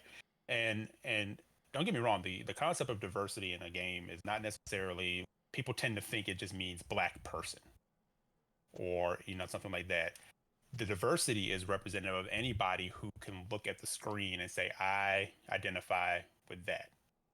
And like you said, for the longest, it was always the white male, machismo, whatever you want to call it, because through the 70s and 80s, that's kind of what was spoon-fed to us in action movies. It was always like the white male lead. So it can be almost anything now, from woman to Asian to black to whatever. But it's just important to, when someone sits down and picks up that controller, to feel that they can look and identify with what they're seeing being related to them. And that's through gender, through sexuality, through numerous different things, and how that's like translated and handled.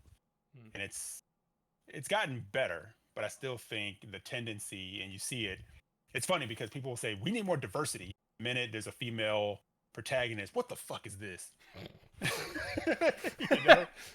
Yeah, it's like, should have been a black woman.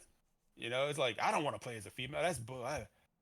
Well, that's a part of the diversity thing, and it's interesting. And it's also like, the thing I always kind of laugh at, and there was like a nice video that went around about this too, is let's start diversity at, having hair representative of other cultures. It's like, it is true when you go to a character creator for the black character, you have my haircut, the low crop, cornrows that look like Play-Doh put on someone's head, or like the afro. And I'm like, there's many more hairstyles, represented in this, and, let's kind of go with that. But yeah, I don't know. I think it's gotten a little bit better, but there's still like a lot of ground to cover. And like I said, it doesn't necessarily just mean having a black face represented on a cover of something. It's making people, finding a way to include people, and whether that's through character creation, whether that's through research, because that takes a part of that too. Sometimes it's just easier to go with a white male or white female protagonist because that's what people are used to seeing. But you also, sometimes companies are afraid to dive in, be that educated on or that comfortable with it, and now you're diverse. Now that comes into finding the people who do know that, and bringing them in and asking them questions, interpretation of it, So hopefully I'm making sense here. I hope I'm not rambling, but yeah. So what do you think? So for me, and this is really hard because I am your stereotypical Irish Canadian white guy. I am not diverse by many Like, don't get me wrong. When I see a Canadian video game character, I'm like, hey, look at that. That's dope. Like, but Right. but I think there's levels to this, and you talked about, Mm-hmm. it needs to be more than just we put a black guy in here, and Right. the quality of the diversity is so important, and this is something that I really found with Spider-Man Miles Morales is something that nailed it perfectly. It wasn't, oh, well, Miles is just Black Peter Parker. It's like, Mm-hmm. no, Right. Miles is a Black Puerto Rican kid who's growing up in a specific part of New York, and these are the life experiences that he is experiencing right now, and this is his culture. It's baked in. Like, you have the whole scene at his house where you get to like kind of immerse Mm-hmm. yourself in what his day-to-day life is like. And I feel like Right. that kind of diversity has so much meaning, because it gives people that connection on more of a level than just looking. You're seeing, you're hearing, you're feeling something like that. Like, I'll use an example. There's a scene in Mafia 3 where you go and visit like the Irish mob boss or whatever. And like they're Mm-hmm. walking through a kitchen and they're talking or whatever. And they've got like the traditional Irish housewives cooking up the meals and everything else. I could smell that scene, because I've smelled Mm-hmm. my grandmother cook that a million times. Like, I've smelt it. I know what that feels like. It felt very homely. It felt like personal Right. to me. And Right. Hector, who is an editor for Lords of Gaming and does, great stuff. I remember him saying that as someone who was Puerto Rican, the game just spoke to him on so many more levels. And seeing Mm-hmm. him be able to go, hey, that character represents me and my culture, and be so attached to that, that's something that's awesome. Everybody should feel that at some point, Right. and more than once is the important part. Mm-hmm. Mm-hmm. Yeah, and that's I'm glad you brought Hector up, because I was going to actually use him as an example too. And like Joe from PS Trophy Room, I remember them saying, feeling like they were being represented and not pandered to, but represented. Someone in that took the time to do the research, and understood the culture of it and translated that. Not to say, hey, look what we did, but to say, no, it's authentic. Mm-hmm. It's like you said, and you playing Mafia 3, it felt authentic because what that feels like. I have, like, Hispanic friends. I've been to their house, so me playing Miles, I'm like, that's accurate. There it is. Yeah. And yeah, and that's a great thing. And even parts in, by the time you get to the end of, Miles Morales, and they feel the neighborhood comes together, and they're like, that's our, you know.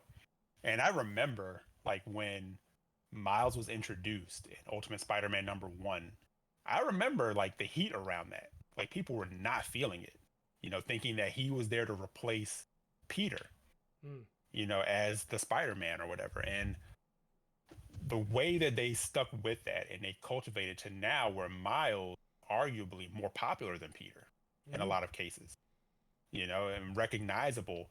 And it's an amazing thing that, like my young cousins and things, they can see a Spider-Man that looks like them, and it's not created to replace something. He's become his own character, because we see the back and forth where people are like up in arms where they want to make Clark Kent black and do a Superman, like a black Superman type thing. Mm-hmm. And it's like, well, you don't necessarily need to do that, because you have, characters from Krypton who were black that you could build upon and make, movies with and animated features. You don't necessarily have to make Clark Kent black, but there's options to do black Superman stuff, right? Yeah. So it's like finding like that balance. Or when, I'm playing a game with Sarah, and the first thing she asked me, are there girl characters in here? Or if she's seen me playing as a female character, she's like, who is that? It gives her the opportunity to see that it's not just for boys. It's not a boys club. Yeah. It includes her. When she saw Rivet, she thought the whole idea of Ratchet and Clank was beautiful. Like, oh, that looks really cool. She saw Rivet, she lost her shit. Yeah. Because she's like, Oh, okay, I want to play as her. Yeah. you know that is also like being diverse and again, it's interesting how people will go on and on and on about diversity because they see it as one thing. And as a black man, I see other black men do this. They feel like they're not being represented. They feel like we're not diversity or that culture. But then at the same time, when a woman is a character in something, they get this chauvinistic mentality about it, and they're like, ugh. And I'm like, but that's representing because whether you want to believe it or not, we all came from a woman, got our name from a woman, and our game from a woman. Shout out to Tupac. But women are critical. They're important, Mm-hmm. whether you want to admit it or not. So we need to see that level of diversity in that too. You know? Yeah. So And I think that's the thing that a lot of game developers kind of struggle with, because I feel like the game development space is rapidly becoming more and more diverse. We've seen that. It's mhm. not a boys' club. Like, don't get me wrong, the old guard was definitively a large portion of boys' club mentality. You look in games development in the 90s and everything else, there were standout developers of different backgrounds, but it was primarily a lot of white dudes doing it. But gaming Mhm. is for everyone now. And I still don't think people grasp how much gaming has grown just in the past 10 years. Mhm. Like, I can remember, and this is when I was not very much involved in gaming culture. I remember I had a friend who was, his family came from Mexico and they immigrated to Canada uh, a decade or more ago now. But I remember how excited he was about a Hispanic character being in Gears. Like, Mhm. he was just unbridled all about Gears of War because there was a character that looked like him. Right. And like, we became so used to, I could speak to like me demographically, I got so used to playing games where the character looked like an off-brand version of me. Like, if I put a backwards baseball cap on, I am every Tom Clancy game main operating. Like, you put the sunglasses Right. on, the backwards hat, I look like 90% of the cast of Ghost Recon Wildlands, and I'm fine with that. Right. But I want more people to have their Ghost Recon Wildlands moment of, Mhm. experience. And I think the big thing so many people miss with this is, and you talked about, is diversity is more than just the skin color. I don't want Right. a black character that just talks the same as any other third person action game character.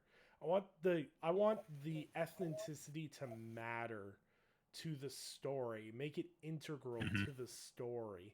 Because like, one of my biggest pet peeves is Uncharted. Like, Lost Legacy is a phenomenal game, and it's follows the tale of two girls just being awesome.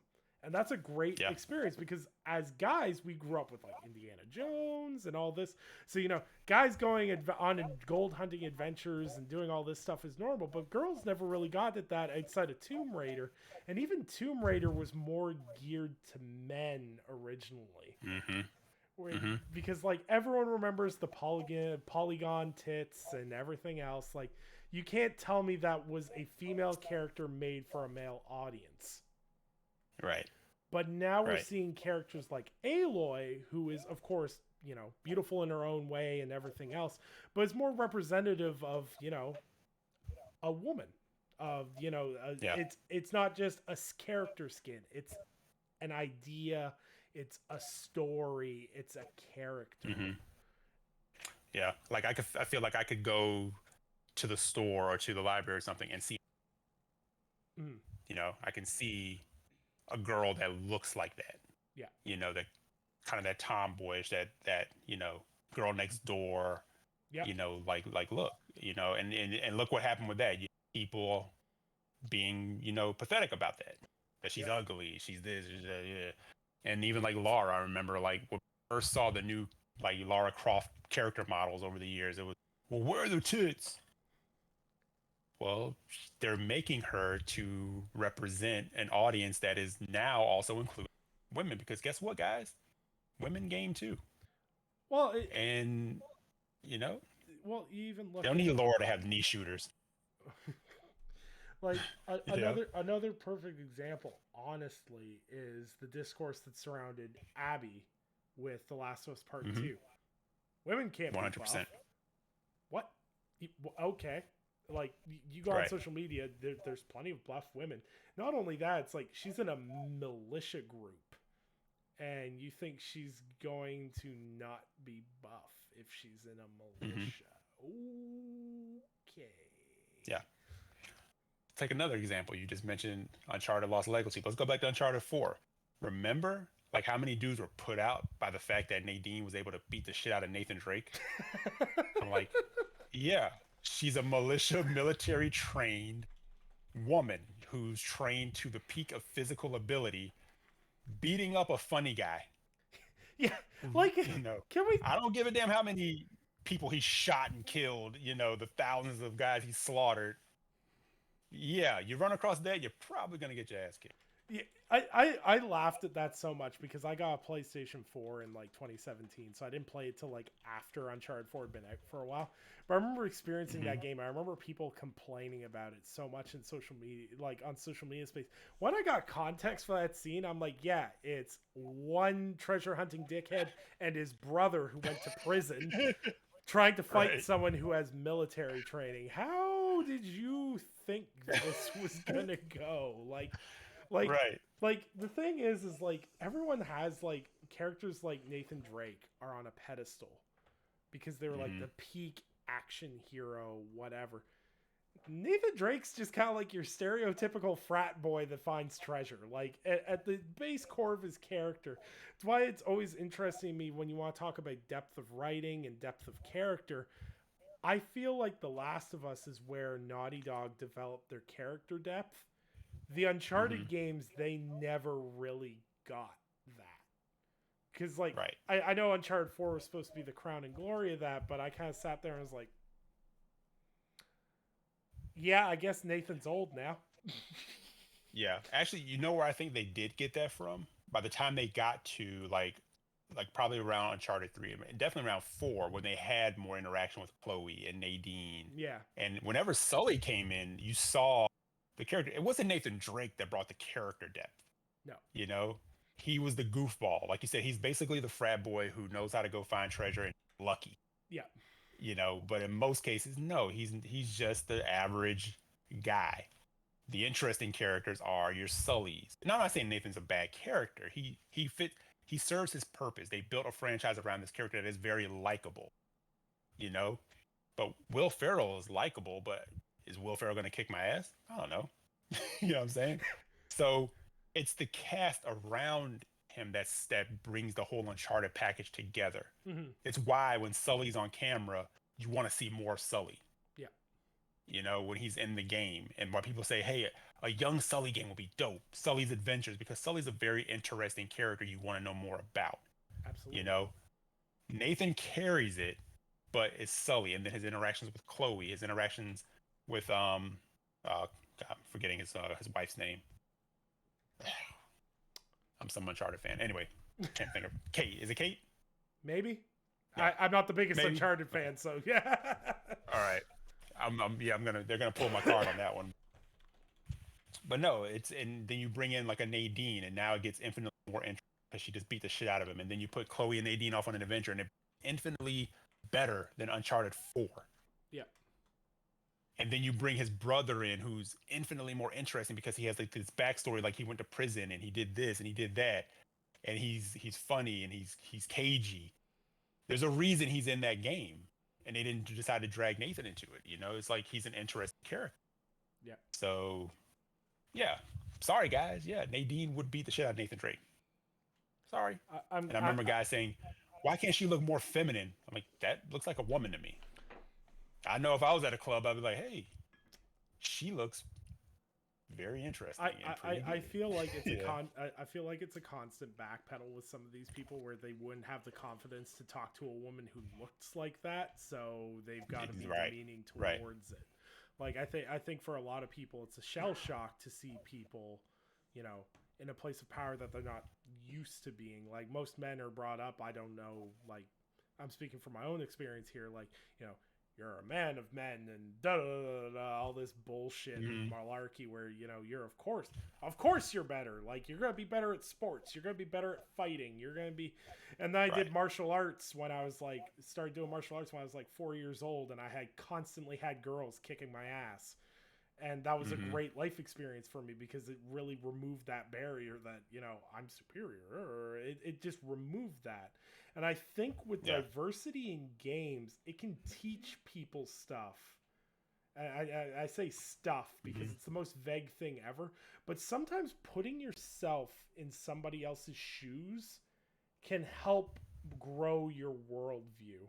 And I'm going to use an example, and I've mentioned this game before previously, but Mafia 3 playing as Lincoln Clay was interesting because you're playing as a black Vietnam vet in the 70s. So, you have the racial aspect to it. You have the fact being a Vietnam vet, they weren't exactly beloved when they got back. And then you add in the fact that he's in New Orleans, which had some of the highest racial tensions in the 70s, and you combine all that together, and it gave me a new appreciation for just how much struggle and how bad things were in that time frame. Obviously it's a story of, fabrication, but really gives you a different perspective to be like, wow, someone would actually say that to another human being. Like when you sit there and you're talking to somebody and they call you a stupid N-word, and they like you're fighting people and they're throwing Molotovs at you and shouting racial slurs at you. It hammers home after a while, and you're like, that doesn't feel good. And that's not something as a white person I'm used to dealing with. Like someone goes, stupid ass honky. I'm like, whatever, bro. Like it's not a big, it's not a big deal. Right. But it's something we see in the social media space is people feel empowered to use these words because they're too comfortable, because they've never felt that pressure.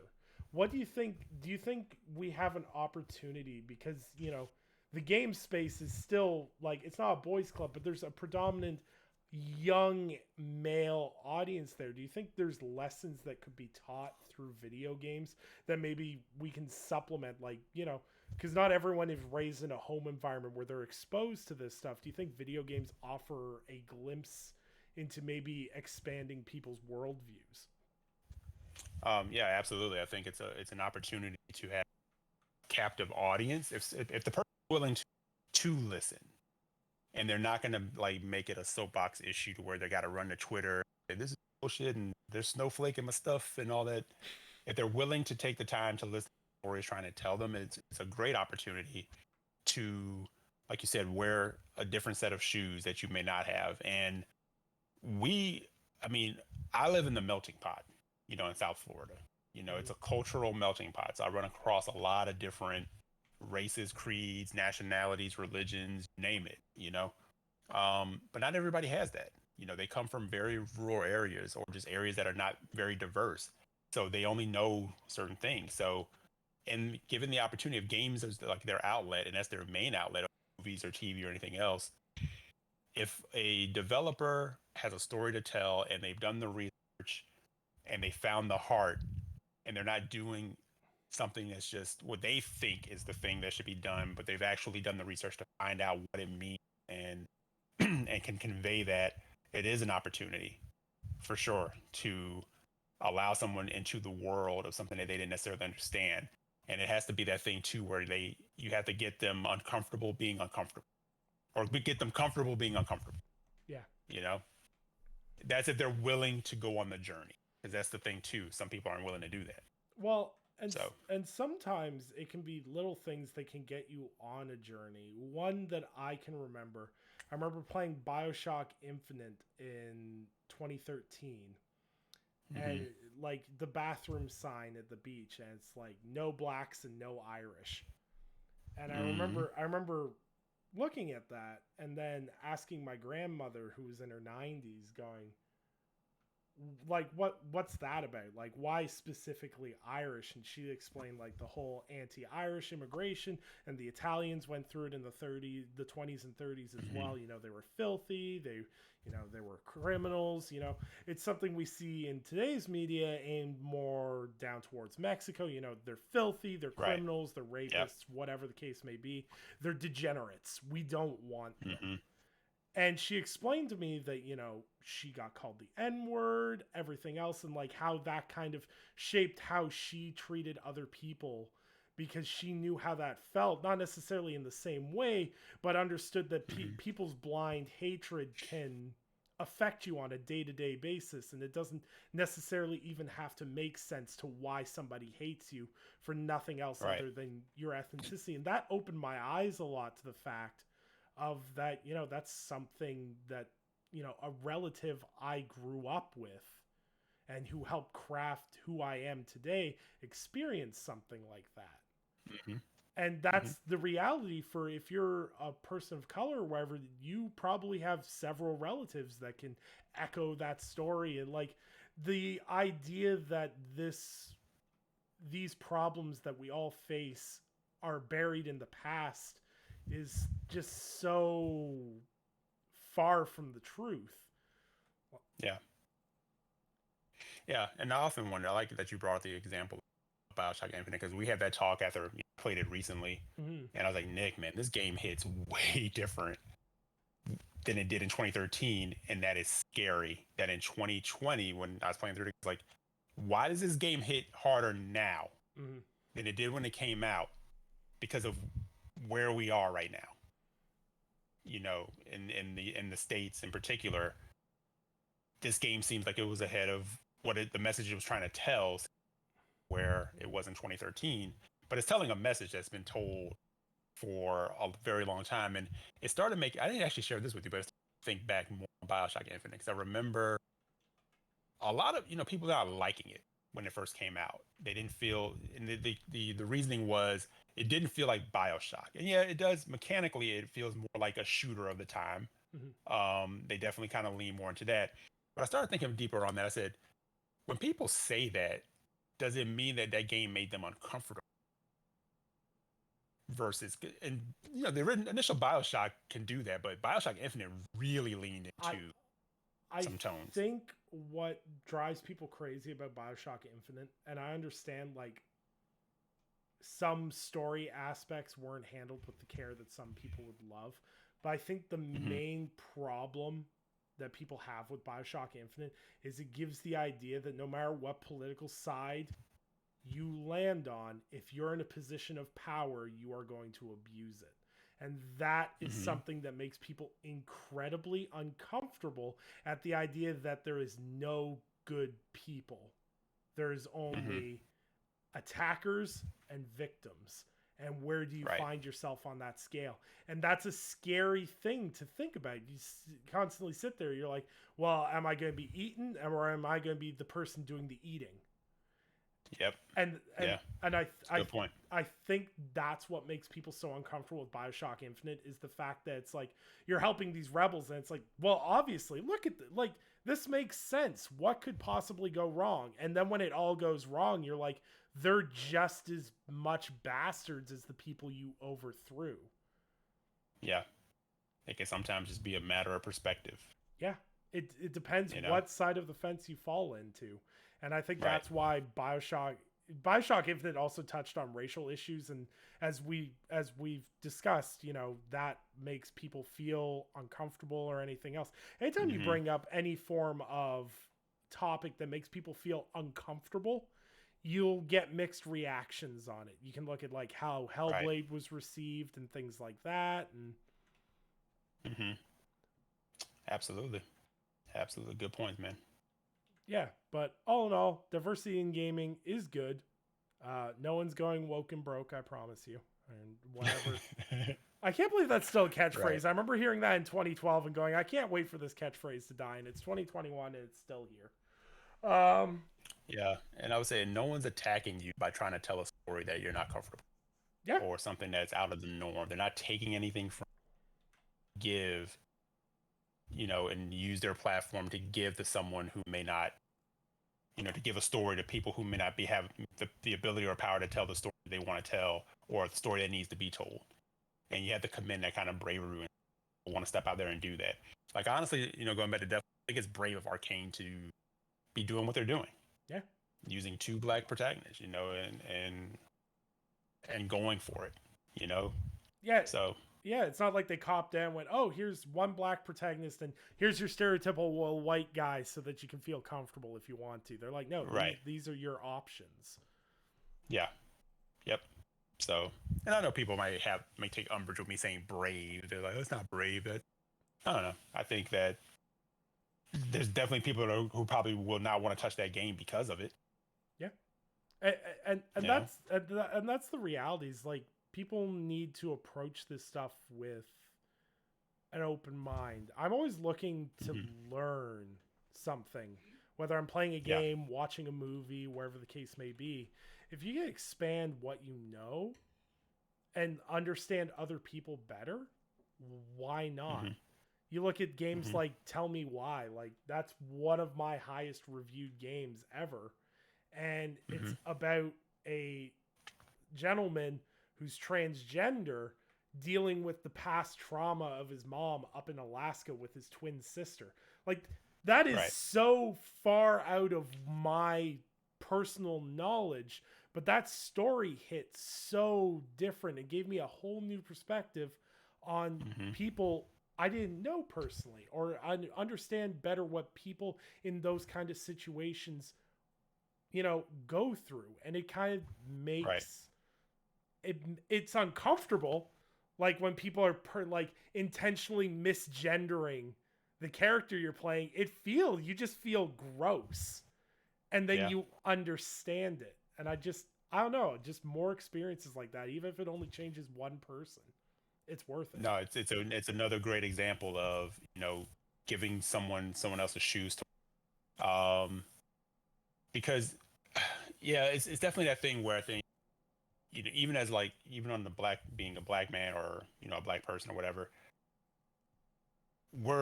we definitely face our adversities. We definitely face our issues as far as diversity, or people judgmental, racism, or the whole nine. But there's definitely things that we can learn as well. So, because sometimes we tend to think that our plight is the only one that people should be focused on, and sometimes, again, I'm not trying to dismiss the things that we go through, but that is an opportunity to say there's all types of levels of persecution and discrimination that happen to a lot of different people. So where somebody is white, that goes away because now they're transgender, and that's a whole different level of fear for somebody that they don't understand. So now even the fact that they're white, they're not getting a pass on that, because now we've stepped into a whole area of things that almost nobody understands. Because that was a thing that for a long time had to be hidden and not talked about. And still, in a lot of cases, it's another brave thing when someone decides to come out and say what they are and try to live in society with it. Yeah. Knowing that everyone's judging them and some people are hating them. And in some cases where you get black transgenders, they're being killed for it, just for that.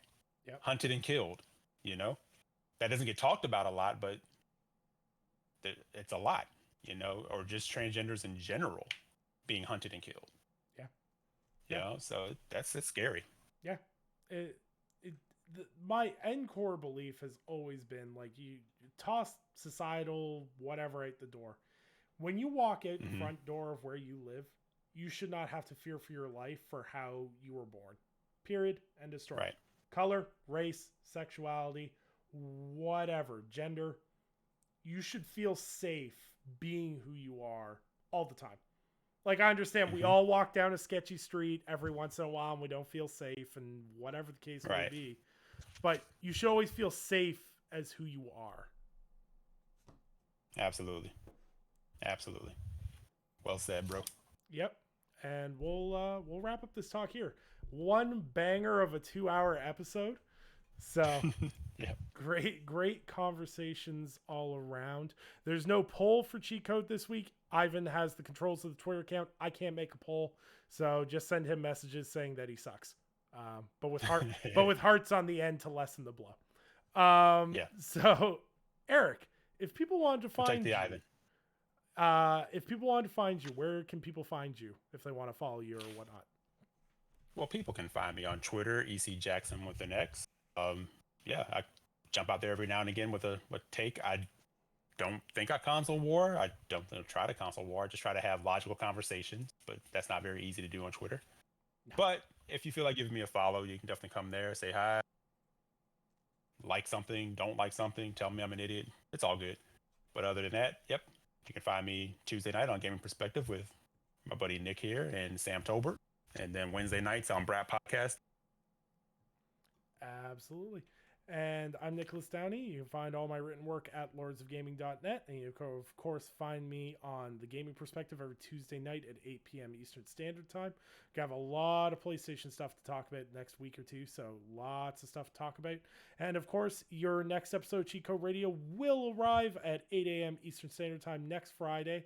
We appreciate all you on the MP3 side of things and all you listening on YouTube. So we will see you guys next week after Ivan returns. And as always, appreciate Eric with his candid thoughts and giving me, 2 hours out of his night. So Anytime. we will check you guys next time. And thank you for tuning in. Bye for now.